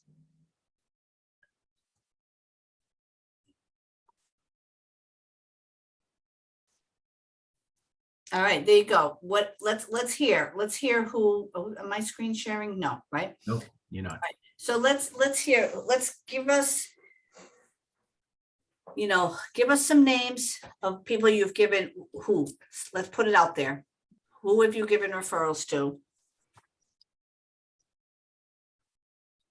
And don't exclude. We have dentist, house cleaner, taxes, insurance, barbershop or hairdresser, pest control owners, lawyers, financial advisors, pest control, lender, credit unions. Right. Plumber. Everyone, right? In your world, you have your people. This could go on and on. Now the question is, for you guys, are they giving you referrals? Do you call them? I had somebody say, I'm not going to put my financial guy in my command. Yes, you are. You're going to call him on a DTD too. Him or her. Right? So this is where we're starting to move from real estate agent to business owner. We want to make sure that you are constantly building your business and getting more leads. So I'm seeing a lot of things going on in chat. So that's cool. So let's make sure that we, I think it was Ellen that said, I'm part-time. How do I get going? These are people you can call. Hey, I referred you, dentist, to, I referred a bunch of people to you. Do you have anybody moving here that might need my help or moving out of town? So, Dave, were you had a comment, David? Nope. Okay. So, yeah, let's make sure that we are asking for referrals. Mechanics are fantastic. When I was in production, I had a lot of business from my mechanic and an electrician. They're usually ahead of the game, and they know when things are coming. Pest control owners would love to refer me. How he will do it. Okay. I didn't quite get that. Let me read that again. All right. Pest control owner will love to refer me how he will Divorce lawyer gives me good referrals. What was that? My divorce lawyer gives me good referrals. Well, that's, there's a lot of D's in real estate, that, result in business. Yeah. If somebody wants to refer you, certainly they can go onto your Facebook. You want to make sure that you have a good way of somebody, if they have a lead for you, make it easy for them, right? Sue, did you have a question? Your hand's up. That was from the last time. Oh, okay. So let's talk a little bit about ahas here. What are action items that you could take that someone who wants to put it out there? action item that they're going to do today on a business to business referral today. Okay, business referrals for today, business to business or agents within your office. Who's going to do one exercise that's going to get them, let somebody know that they're looking for business? Anybody want to share? One thing you could do, either business to business or agent to agent, to offer help. Okay, Ellen is calling her accountant. Ooh, Yeah. I spoke with the house cleaners yesterday. Melissa, you said, hey, Melissa, hey, house cleaner people, you're going, do you know anybody who, you're in a lot of houses. Do you ever hear anybody that's going to be selling? They get calls, right? What else? Who's going to do one thing today? I want to see 10 people that are going to take one piece of action to get business to business or agent to agent referral. I've already talked to my attorney, if he knew any 1031 exchange attorneys that he can refer me to, or All right. if he So knew anybody. you're building your database of service people that you're going to help your people. That's what we do. We help people. We're the source of the source. What else? Anybody? Melissa says her internet is going in and out, so I think she should call her internet company and ask for referrals as well. I'm going to help the agents when they go on vacation. So if they have any transaction if they have any transaction, I can help them with, finish their transaction or show their clients' houses or whatever it takes. Well, that's a fantastic idea. And as we know, a lot of agents take their foot off the pedal during this fall and holiday season. Now is your time to get in there and take your unfair advantage of business. Let's make sure that you're on your game at all times. Melissa, question? No, not a question. I just wanted to share the first 30 days that I was an agent.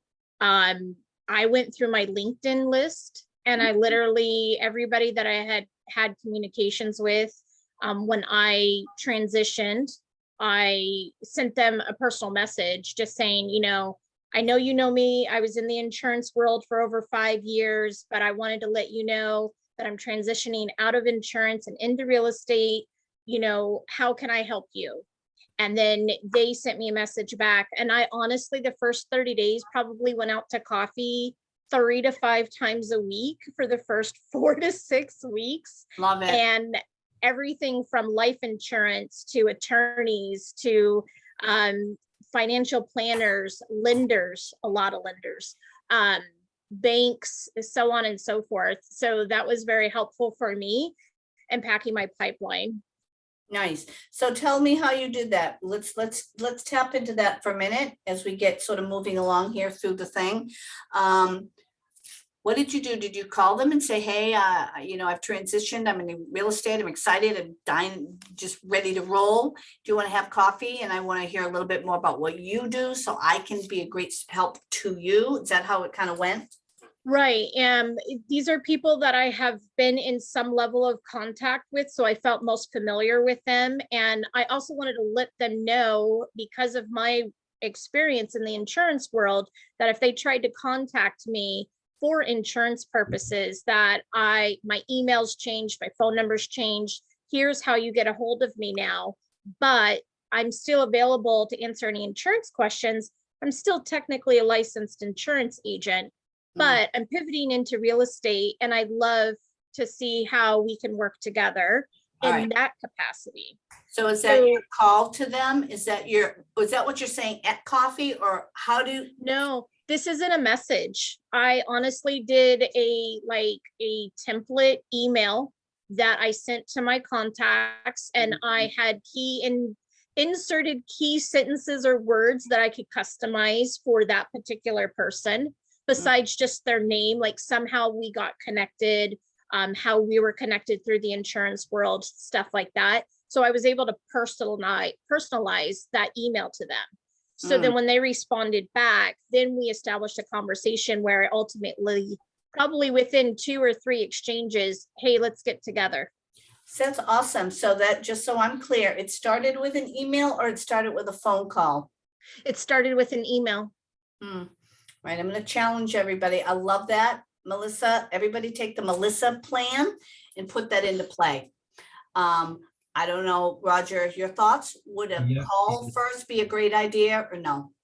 So, you know, the email's awesome. She did get some traction out of it, but that's that space, if you will. But a call follow-up after that email would make those odds go up even better. Oh, right? I like it. Yeah, and my also thought take- behind, oh, I'm sorry. No, I was just gonna say, take that same thought process and you can do that in Facebook with instant messaging. Copy and paste, little And personalized. then call them. Love then- it. Yep. Right. We're gonna call this the Melissa model, by the way.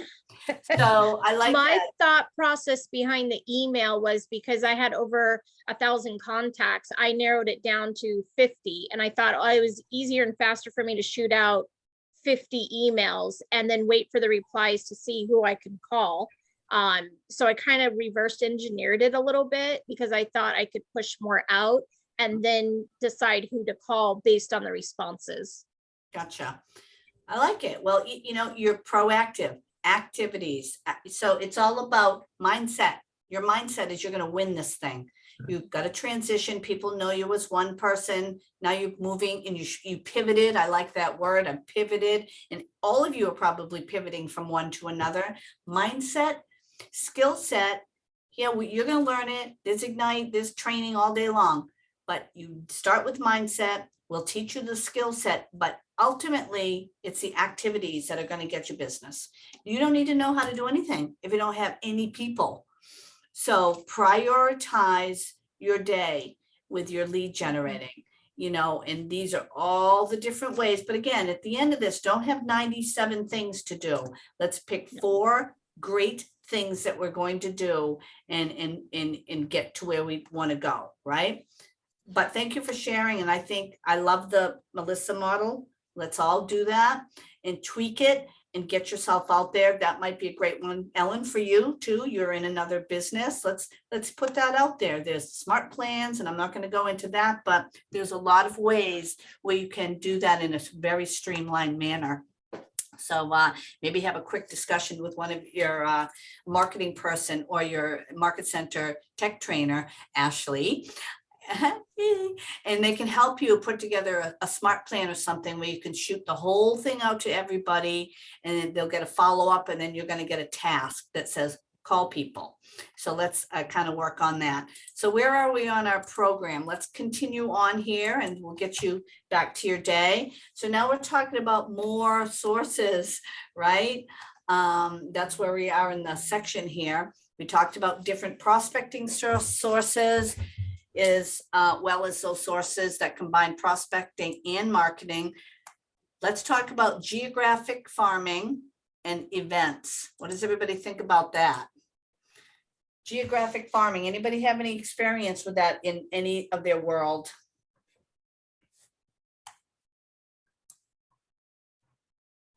Anybody? So I can offer a little bit of suggestion here too. Think about a geographic farm. It's your neighborhood, if you will, or outside your neighborhood with a 5-mile radius. You want to have some expertise and understanding there. Yeah.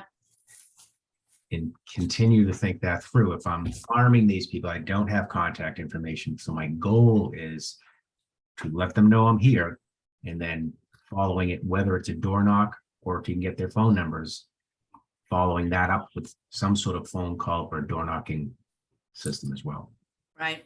So this is another way that a lot of people, again, we're giving you a lot of different things. Let's figure out what's going to work for you. If you live in a condo complex with 75 units or 250 units, I'm saying that's prime hunting season right there. You know, good pool of potential leads for you. They see you, you pull in and out, you're at the thing, the mailbox, you know, or if you live in a neighborhood, you know, whatever you're going to do, that could be, you know, a certain, a great farming for you. You know, if you're just on a house on 2 acres out in the middle of nowhere, you know, that might not be your thing. You know, you'd have to drive 10 minutes to your neighbor. So, you know, a lot of agents choose to focus their prospecting and marketing efforts in a neighborhood or to set neighborhoods, which is also known as a target geographical farm. I'm going to say one thing about targeting particular neighborhoods. Everybody targets the nicest neighborhoods. How about let's target the ones that nobody ever hears from? You know, everybody's targeting the beautiful neighborhood and, you know, the whole thing, the high end, all of that. They're getting inundated with postcards and all kinds of fabulous things. Why don't you go through your geographical area and look at great little parts of town that have multis and, you know, all kinds of opportunities. Nobody's calling them.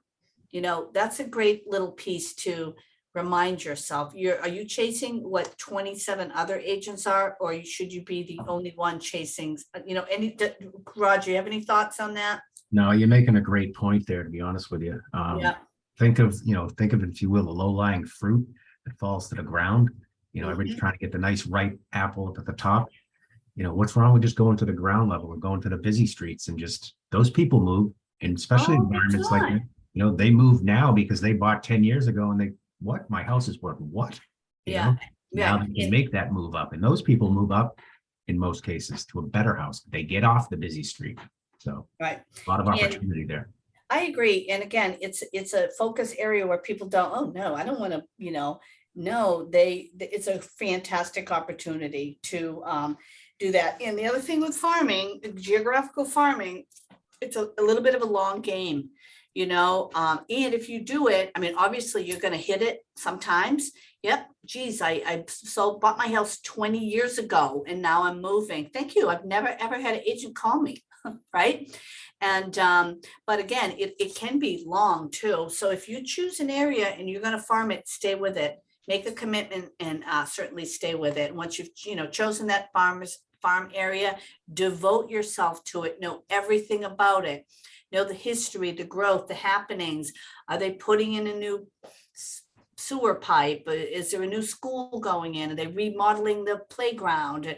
Be the one that knows things. Start a Facebook page, you know, Deb's Downtown News, you know, whatever it is, and create a community for yourself and be the agent of choice. So, you know, let's make sure that we do that. Again, maximizing your prospecting. I'm sharing, right? Yep. Okay, I can tell. Maximize your prospecting and marketing, doing open house, social media, conversation, contacts, and notes, handwritten notes. You're again, never going to hear the end of that one, right? Some specifics to that neighborhood. You know, first of all, if you can, do some door knocking, bring someone with you, have a piece of value, do a little thing, a little update of what's happened in that neighborhood in the last 30 days. Make a QR code if you have to, right? You know, make it fun, make it look good, you know, general information on the air, whatever you need to say. Hey, you know, this is Deb, this is my friend Ashley. We work over at Keller Williams, very focused on this neighborhood. We have a lot of new buyers moving into town. Just want to introduce myself. Hope you have a great day. If I can ever be of any help, give me a call, right? And then anybody you talk to, you know, there's a whole system. Send them a nice thank you note, handwritten. Eventually, you're going to run into the person in the neighborhood that knows everything. They're going to be your new best friend. They're going to be, you know, a good resource for you. You can also, you know, set up fun things, you know, discounts, maybe find a lender or a chimney sweep or somebody that cleans dryer vents, or, you know, one of those, and you know, co-brand it and send a little postcard out. Hey, you know, tree trimming, with this coupon, you get 20% off. Be creative, think out of the box on all those things. And I believe all of this is in your participant guide. Quick question, Deb. Yeah. So the neighborhood that I live in, I mean, I'm all for doing door knocking, but the neighborhood I live in, there's a lot of rentals there. How would I bump into, like, you know, door knocking and then making sure that I'm actually talking to the right person, like homeowner, for example? Should I ask them, oh, by the way, you know, you know, are you renting or are you the owner? Or, oh, well, if you're renting, can you give me the owner's information? Like, how do I go about getting that? Roger, I can tell you have a thought. Yeah, so that's a door knocking script and you're just kind of ad libbing. You just said there's renters in there. So simply, are you the homeowner? Oh, no, I rent. Oh, wonderful. How long you lived here? Oh, that's cool. You know, what made you move into this neighborhood, right? And I'm just kind of door knocking and developing some rapport because don't forget that renter. So, let me ask you a quick question. Have you guys ever thought about buying? And I was curious, what is it about renting that's so attractive? I'm really actually trying to sway that conversation into, have you ever thought about buying? And they go, well, our credit score is not that good. Well, you know what? I'd love to get together with you and I could sit down and go over the process with you. And we could also discuss that credit score, if you will, and see if we get some strategies for you to help you out, get that credit score up and get you into owning a home. Why would you want to stay here and just pay this guy's mortgage? Perfect. I mean, you might just hit on a thing with. That was awesome.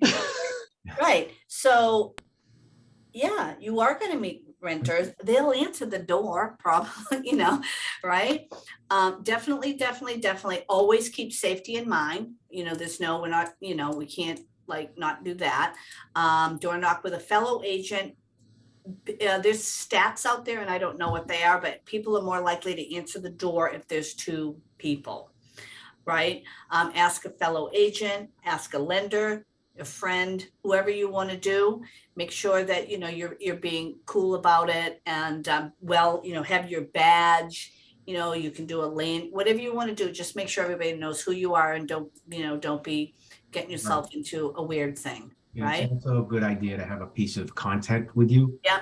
With your information and maybe some market stats on it. And just wanted to drop this flyer off. It could be an open house flyer, if you're doing that, if you will. But don't be afraid. People are just curious about the information. Now you've got it in their house. Right.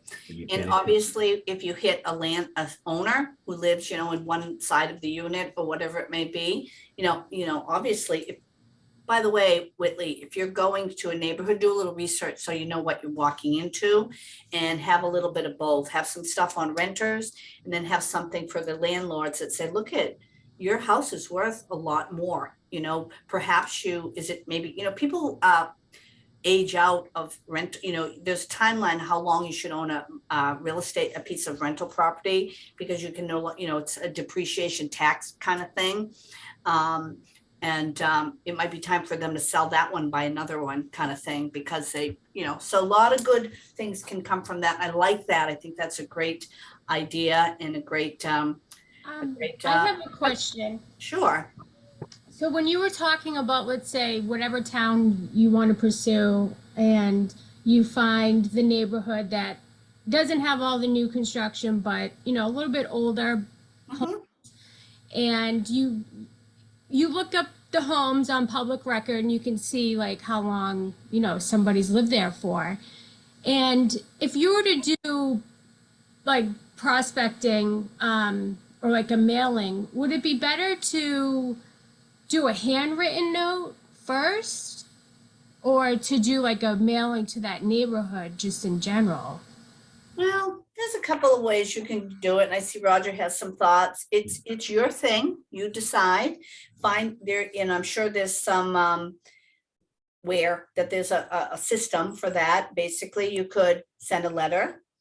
Handwritten is nice. It can be time consuming, but handwritten is great. Hey, here's my business card. I'm focusing my business on working in your area.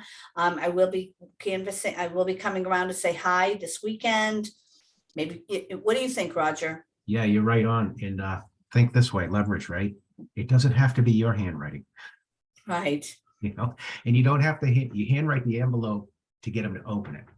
Yeah. It can be a nice letter inside. Make a pretty cute So little short and sweet. flyer thing. Don't make it a 7-year, let's get in and out. Let's find somebody that can handwrite your neighbor, the envelopes, because right, Roger, you've got to have it handwritten so people open it. This is a good use of your business cards, right? Because we don't want to give people our business cards. We want to ask people for their number, right? Because you hand somebody a business card, that's the last you've seen of that card in them. So you want to always be making sure that you're getting information, but I think I like that plan, sort of nice handwritten note, send it out, and because it costs money to mail, it's crazy. So be careful with that. You know, best, we're trying to keep you lean and mean in the beginning. And you know, door knocking, you could do it the other way around. Go all the way through the neighborhood and then send 10 nice thank you cards, maybe with a $5 Dunkin' Donut thing, or $5 to the ice cream stand. You know, something, hey, thank you for your time. Looking forward to meeting you, and let me know if I can help you. Boom, you know? Yeah, keep Right? it in mind, it's people that answered the door that you're writing a nice handwritten note. Right, why send a bunch of things to people who may not even live there, and, you know, all of that. So I think doing your door knocking and reading people, being very purposeful, being well, make sure you're not alone, all that good stuff, and let them know you're there to help them. That's what we're doing. That's all you can do. You're not selling anybody anything. You are just offering to help. So let's finish up here a little bit. Now, this is a big hot button for people, you know, the old events and seminars, right? You know, everybody wants to do, okay, I'm screen sharing it. I'm figuring out that I know if I am. You All are. right, so go ahead, Roger. Did you I'm have? just saying you are screen sharing. Okay, I figured out it's a thing. All right, so this is kind of wrapping it up a little bit. 2 final sources of leads are through events and seminars. You may not feel prepared, and yet these can be very lucrative as well. This is a great opportunity to partner up with somebody in your office. Hey, let's put together a little something. You know, events are get-togethers organized by you and or a host. Successful agents are very creative when it comes to events. Events are meant to attract leads, right? We don't have to relate directly to real estate, right?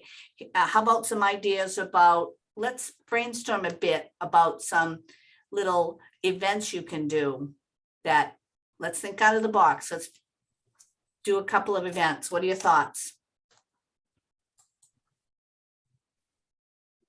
Events, get people new leads other than First time home buyers. first time home buyer seminar. What else? I've partnered up with a couple of other professionals because of my experience in insurance. Yeah. So homeowners insurance and a lender on some of the packages that are available. And this was kind of a conversation that we had with community concepts. And you have to complete a community concept class and receive a certificate in order to get $5,000 down towards your closing costs or towards your down payment. So you can reach out to those organizations to schedule that. Okay, so that's just sort of into that sort of first time home buyer thing. What else? How else are we going to get people to come to our thing? So you could do like a sphere of influence event around a holiday, like maybe pictures with Santa or a trunk or treat. Yeah, sort of a, yeah, I love that direction. I'm more likely to go to that than a buyer seminar thing at the library. I'm just probably not going to go. I'm going to go somewhere fun. And again, we're giving you lots of different ideas. Figure out what is going to be your thing. Town events, Jean said. We're fall. There's these festivals and pumpkin things everywhere. Can you put up a table? Can you pay $20 and find 3 agents and you all pay $7, you know, and man the booth for the day and give out little pumpkins or candy, whatever it is. Neighborhood, this is a time that people, particularly in New England, this is our time, right? Photos with Santa. What else? School events, like you can partner up or, you know, talk to the principal if they're having like a little, you know, basketball game or whatever. School events, yeah. The school, and you can just have a little booth there or just be there. Yeah, I like it. School events. What else? New business. What? New business. New business. Go spotlight a new business. Find a lender that does those videos or somebody that's good at those live video Facebook. Go to a new business that just opened, new little bakery in your town, new little soup place, You know, go, hey, I'd like to come over and do a little spotlight on you and interview them for 35 seconds, no longer than that. And that's not really an event, but you're creating something that you can now put out there. Let's do a couple other events and let's keep brainstorming on that. So Well, I give, Deb, normally they give 10%, you know, if you come in that day or something like that, they give 10% off whatever donuts or, Yeah. you know, Yeah. that kind of thing. Work with your vendor, work with your friends, you know, in your business of people you support. If you go to a particular restaurant, say, hey, I'm going to do a fun thing on Friday night or Tuesday or whenever, you know, and you come on in and wear a funny hat or whatever, and you're going to be in a drawing for Ring doorbell, whatever those things are. Find a lender, find a, you know, an attorney that you know that'll help sponsor and pay for that thing. And then you know, so be creative. Neighborhood park cleanup. How about that? You know, these crazy, you know, all these places where kids, you know, they get dirty and they get messy, and, you know, neighborhood cleanup. Maybe you do a little branding and supply bags or water bottles. How about family photos on the front porch? These are, you know, some other ideas that could be kind of fun. Find a photographer, maybe get a little funny, you know, little front, maybe do it in your own neighborhood. Say, hey, I want to do a little front porch fun contest thing. Again, so these things all require a lot of work, and you can't, you know, you have a little time now before, if you did some Halloween thing for sure, game night, social media stuff. What other low cost ideas can you think of? Okay, I just thought of something because you said game night. A cousin of mine does bingo on Facebook. They do like this live bingo thing. Yep. You literally go to one of those with all those people and do a first time home buyers or a seller, because you know, she knows most of those people. Or just information as you're there. It's a lot of leads that can be just thought about. That was a good idea. Exactly. So yeah, thinking out of the box. So if you go into under Connect, KW Connect, there's KWU, and there's some ready to go sort of seminar materials. And I know on every, you know, we had, I don't know if anybody was at Mega Camp, if you did it virtually, there was a speaker who did a full thing on, all he does is he does events every month. Now he runs a team and all this, but he does beer tasting. He does all these, he just does a lot. That's all he does. He doesn't do anything else. He just works his thing around events. That is not for everybody, but who thinks it's something they might take on? I feel challenged because I live in a 55 plus and there are 12 other agents. I don't care. We don't worry about other agents. You just do you. Gloria, you know, I hear that a lot. Oh, this person owns this neighborhood. Somebody put in chat that they're in a, you know, a neighborhood and there's 12 other agents around. There's 100 agents in my office is not stopping anybody. So that's, remember, mindset. You just be the one that is going to help you. So is anybody going to tackle events or seminars, or is it, you know, sort of resonating with anyone?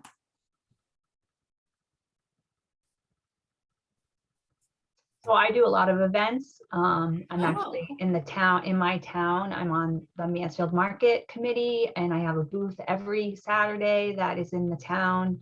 And I'd like to do a lot more. I do a lot of events that way with my sphere of influence. We've got a trunk or treat coming up at our market center. So there's lots of ways that you can tap into events, and also get other agents with you. You know, go to some of the other people in your office and introduce yourself. Or go to your coaches and say, okay, I really have this idea and I would like to do it. Get your coaching team and have the coaching team do it as a group. Yeah. Right. Because if you have 3 or 4 people and they have 3 or 4 people and they have 3 and 4 people, well, now all of a sudden you have an event. Usually someone in everyone's world, everyone knows somebody that's one of those people that likes to do this. It's not me, but you know, there are people that love, oh, I'll get a booth and we'll have balloons and get a thing. And I've got a fog machine, you know, people are into that kind of stuff. So if that's your thing, find that person, find your partner and do it. So I think that's really awesome. So again, you're going to figure out what's going to work for you guys. All right, where are we? Events and seminars. So real quick, just to expand on it, Deb, too, and think of the event. It's not so much that the 20 people that show up, it's the 150 people you invited that you're touching. That's the real. Right. You're touching them. They've been invited. They weren't able to go. That's okay. You invited them. It's a whole series of it's like there's 7 levels of communicate. One of those books or something where you invite, you follow up. Hey, did you get my invite? You call them. Hey, you come and hey, and then you have the event, and then the next day, hey, thank you for coming. Send them a little card with the Dunkin' Donuts or Starbucks, and then call everybody who didn't come. Hey, I missed you at the thing. It was great. We had a good crowd. We gave away a whatever, and we're gonna have another one. Probably right after the new year. I'll let you know any ideas on what you would be interested in. If I could pick something now, we could put your idea in. So it's a whole thing. So again, is that your vibe? So, okay. So we see this, leads are everywhere. Grocery store. This thing could go on for a mile. Grocery store, coffee shop, repair shop. It's always the same people, hair salon, dentist, wherever you go. And then you can, kind of do that. So give me some ahas. David, you got your hand raised. Yeah, I just want to say when I go out to a restaurant, when I leave, I take my card out and I leave it on the table, or I leave it at the cash register. Be surprised how many people actually pick that up and use it. Oh, interesting. I love that idea. I love that. What else? Oh, I'll say one thing. One of the guys in my group said he was at the gym. He was on the treadmill and there was a QR code on he probably not supposed to do it. There was a QR code on the treadmill and he opened it and it was a real estate agent. So he made a QR code, stuck his on there. So I think there's a little competition. They're sticking it on top of each other. It's going to be 10 inches thick of QR codes. But so what other ways to meet other people? I love that restaurant. I've never thought about leaving my card on the table. Somebody's going to pick it up. You can't use that idea. Okay, yes, we can. We're sharing R&D all the time. What else do we have for other ways to grab some folks? Remember, you're hunting for leads, guys. I like David's idea. I do that as well. Certain places, I just leave my card. You'd be surprised. I'm also a notary, so actually that gave me a lot of business as a notary. I was like, oh, I need a notary, and they grab the cards from all types of places. I work for a huge financial company right now, as I said, part-time, which asks, since you guys are a Mass, is anyone here near Braintree, Mass? Braintree? Yeah. I'm sure. Who's Braintree? Let's get a referral going. Can you send me your names so I can add you as a referral? It's one of our offices is in Braintree, Massachusetts. So I was like, I know a lot of the employees of my coworkers. All right. So you need to I really could reach out to them and they're okay with that. All right. I'm concerned is the fiduciary responsibility. I want to be able to separate, but we are able to tell each other. Sure. They've made it where I can just put it in my workday and say, hey, I'm an agent, guys, and they can find me. So, yeah. Perfect example of an agent to agent referral, thinking out of the box. It's mindset, right? You know that you can't be running up to Braintree, right? So here's where we connect. This is where we're building our group, our team, our resources. So when I'm talking to Dave or one of the execs, I was like, oh, I've got Colleen up there if you really looking to do absolutely, absolutely. Right? You guys, right, for sure. All right, so give me a couple more ahas and we're going to wrap it up. Any one thing resonating with anybody? We talked a lot about a lot of stuff. At the end of the day, what are we doing? We are hunting for business, right? Wasn't that it? What else? Give me 2 more ahas from this.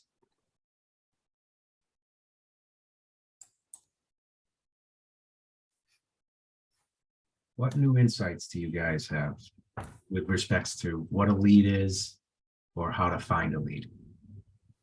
So, can you hear me? Sorry. Yes. Go All ahead, right. Valerie. So back to the ahas. I loved the idea of, I think it was Melissa, the insurance agent. I was a property manager for many, many years. So I have a lot of colleagues still in the 2 companies that I worked for. So Yeah. it inspired me to like reach out to them, send an email, tell them that I've shifted out of the property management world and into, real estate. I got to find my words. So I kind of really liked that idea. It's a way to reconnect with them.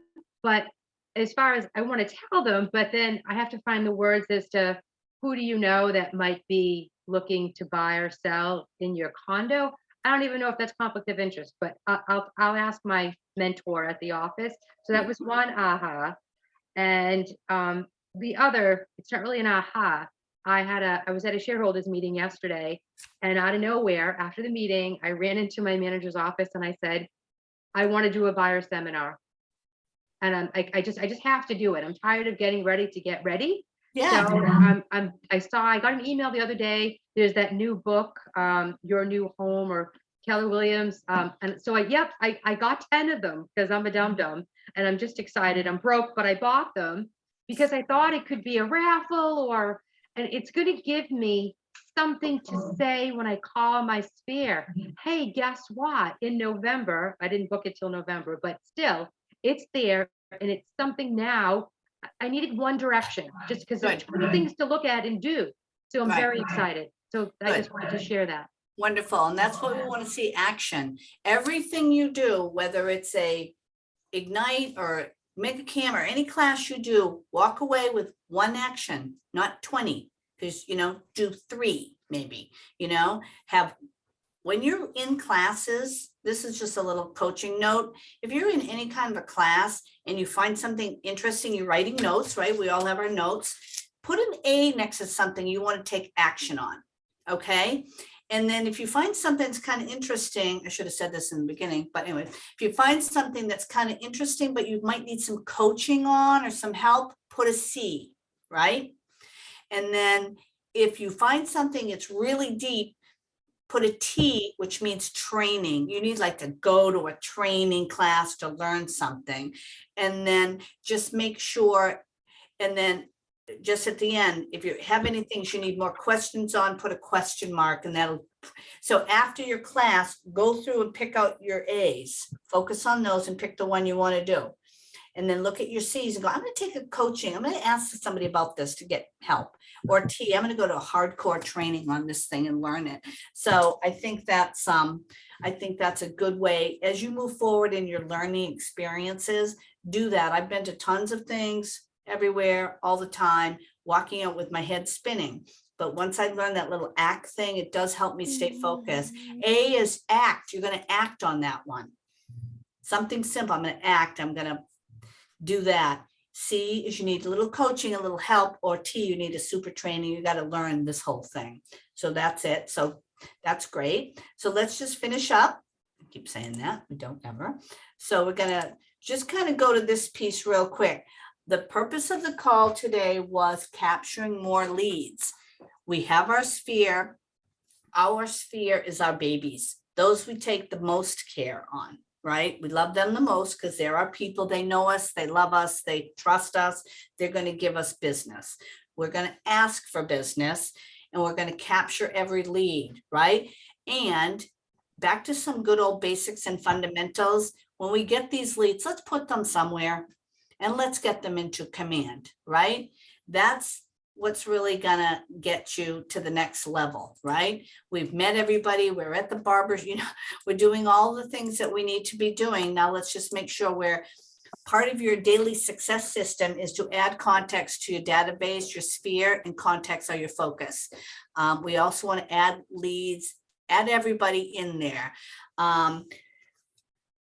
Who remembers the difference between a lead and a contact?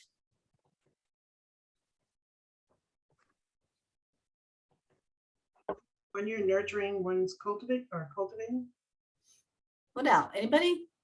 Come on. Contact is someone whom you already know, maybe your friend or someone. Lead is someone totally new. Yeah, that you kind of know, but not really. You've got them somehow. They came in through a campaign or the quick post or, you know, and when you're organizing your stuff on command, make sure you're clear on what your systems are and how your brain works, so to speak. So here's your lead generating plan. We're going to connect with your sphere every day. We're hunting. It's hunting season, right? Build and feed your database, nurture, love on them. They're your way forward. Capture leads from open houses. We want to build your community with social media and capture those leads. Execute a really clean, smart referral strategy. Remember, we're going to talk to agents in the office. We're going to start getting to know our co-workers. If you're into the geographic farming, let's focus on some door-to-door knocking efforts. And we're going to, you know, kind of consider some events that might just do it for us, right? You know, if you're not that great at it, leverage, find your friend or somebody from somewhere that loves doing that stuff and let them do a little bit of the heavy lifting for you. There's got to be another agent in the office that's into that. So do that. Oop, Melissa is heading out, I can tell. All right, so continue, you know, make sure you, what do we got here on the slides? Hold on. Whoop, ahas. Let me just see where we're at. Any more ahas? The aha for me, I think, is the Melissa plan. I like the fact that she emailed or she went through her LinkedIn old friends and was able to connect with them. Wonderful. I like that. This is what you do. You're just going to learn. You're going to, it's called R&D, rip off and duplicate, right? So find what kind of works for you. Anybody else going to take something into action? I'll do a little screen share here. So let's just do this. So who wants to volunteer? Raise your hand or just shout it out. How has your thinking changed? What ideas or mindsets were new? How has your thinking changed about lead generating and capturing more leads? They're everywhere. They're everywhere. And I like, and again, I know it's repeating it, but the LinkedIn thing really resonated with me. Love it. Love that, David. All right, who else? What do you feel differently about today? What was meaningful to you today? Let's get a little feelings going on. What do you feel differently about? Anyone? Somebody? I feel excited. I think this is great. I feel like energized. I feel like, you know, there's like an, you know, there are avenues out there. Sometimes, you know, on a daily basis, you're just kind of wondering what's the next step, what to do next. And I think pick one and do it. Just listening to everybody talk, and you know, there are different ways of doing things. And if you're stuck in doing something in one way, there, you know, you can try something new, and that to me is exciting. All right. Gloria says thank you, and she feels overwhelmed. Don't feel overwhelmed, Gloria. One thing at a time. That's what I mean. Act on one thing. And she's feeling overwhelmed, but that's a good feeling. If you're not feeling a little woo, that means you're not engaged. We want to make sure that you're doing the activities that are going to get you your skill set. And it all starts with mindset, followed up by activities. Okay, how will your behaviors be different going forward? What action will you take? Who wants to share? I'd like to jump in really quick. I've got to head over to the marketing center, but I think what you brought up is amazing. It does start with mindset. I think a lot of us get into the real estate industry as a real estate, you know, agent, but we don't realize that we're running a business. So if we start changing our mindset that we're a business owner, we are now going to see opportunities arise that we didn't, looking through a different set of eyes.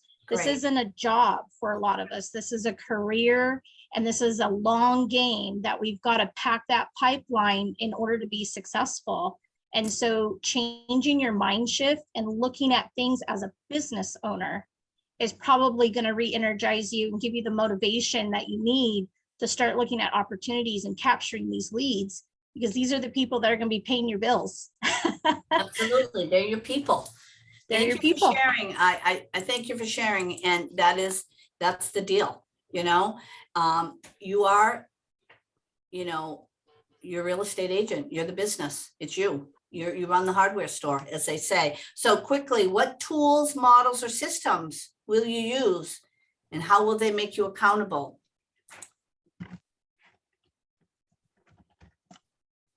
Tools. What's the easiest, best tool we have, guys? Command. Yeah, oh, hello.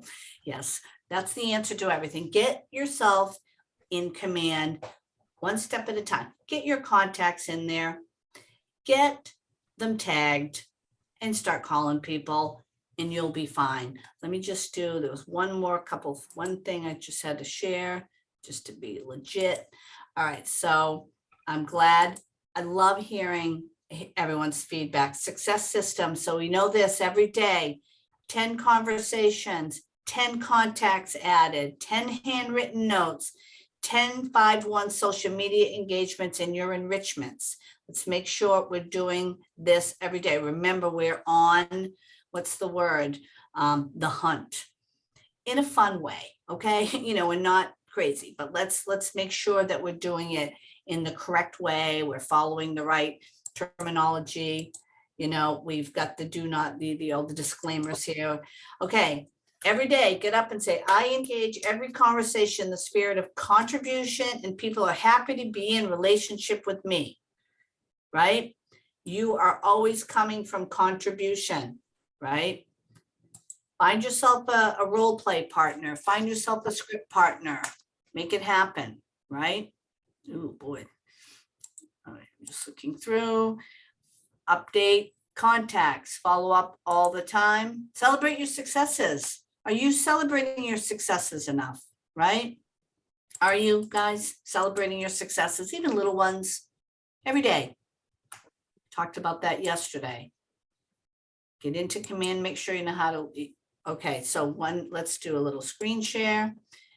Oops, sorry, I ran long today and I do apologize right here. So let's get into preparing. Oops, we're gonna prepare, role play, prepare your conversation list, lead generating conversations. I'm on 55, I'm behind over here. Let's see. So obviously we always want to make sure that we're coming from contribution.